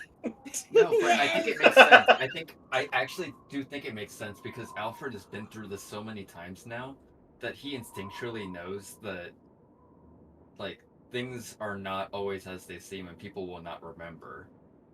So I'm thinking that he's like trying to electrocute like Tamerlane kind of to like jolt him back into remembering is kind of how I'm seeing it. Basically going into it prepared before you pass through. Yeah, he knows that even if he doesn't remember, he knows that something has happened. And he went through the door before Tamerlane, so he's had a moment to like, oh, I'm hurt. And you remember, and you remembered. I remember the tavern. I don't remember that door. Oh, you don't? No. Oh. All right, you rolled the 0. I forgot. LOL. He doesn't remember us, bro. He doesn't remember He doesn't remember anything. What's my name again? Oh no, it doesn't get that bad. Yeah, I mean that'd be some pretty catastrophic. But Gilgamesh and Alfred will have no memory of the tower key. The rest of you do. And with that, wrap things up for VOD viewers. VOD viewers, thanks for watching. Come watch live. You can influence the stream, get involved with attempting to do some rerolls, granting inspiration, making us pets. Whatever you want to do. There's some great opportunities to get involved and just honestly hang out as part of the stream and engage and get some shout outs as to helping along. Become a follower and help us give away some stickers and maybe win some stickers. So, all good things. Come watch live. Thanks for tuning in. We will say goodbye to the VOD viewers. Bye.